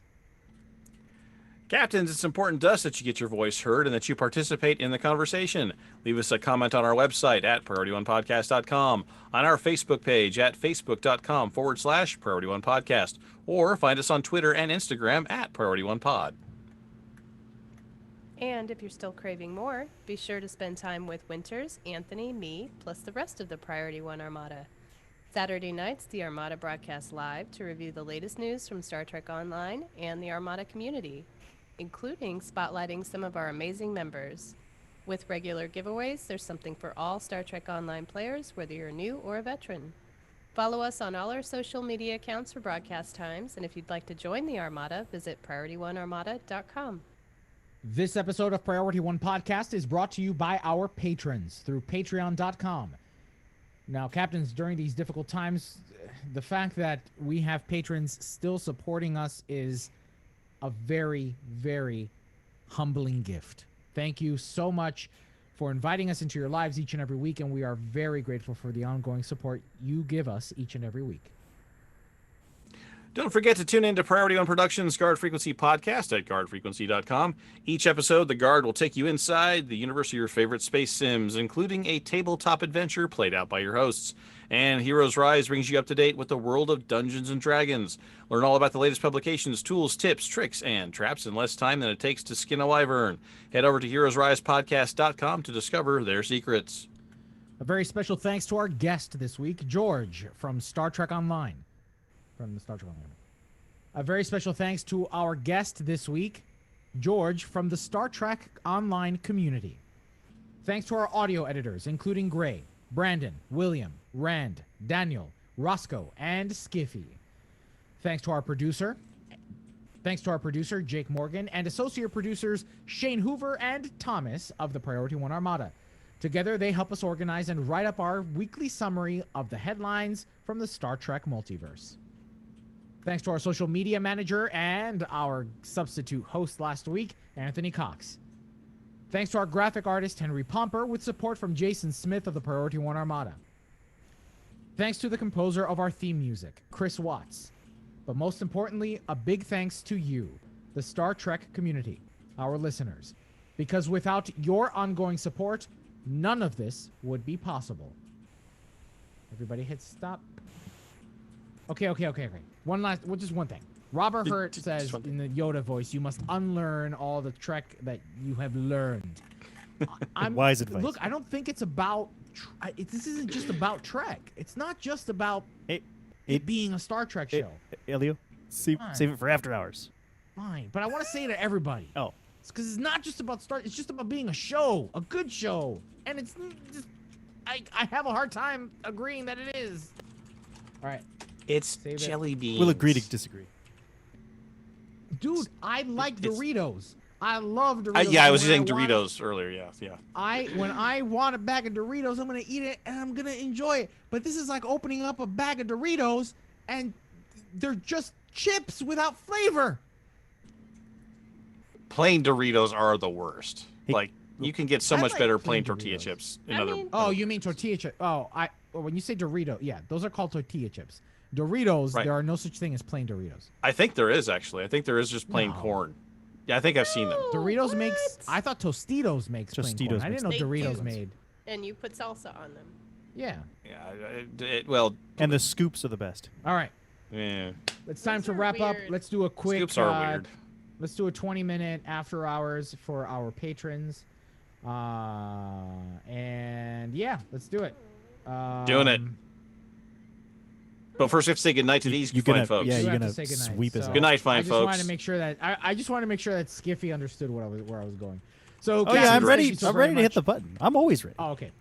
Well, Captains, I want to thank you so very much for joining us on this episode of Priority One Podcast. Thanks for sticking with us. I know I went a little longer than usual. Worth it, though. Good radio. Absolutely worth it. Good radio, people. Good radio. Yeah, seriously.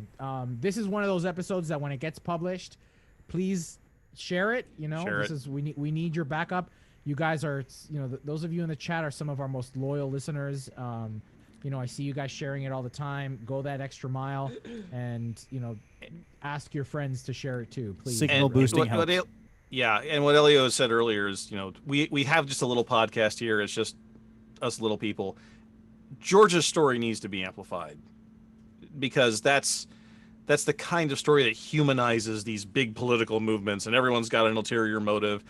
This guy's a real person. This is one person that has endured a lot of things, and there are thousands or tens of thousands or hundreds of thousands just like him all across the country. Preach it, Skippy. That's right.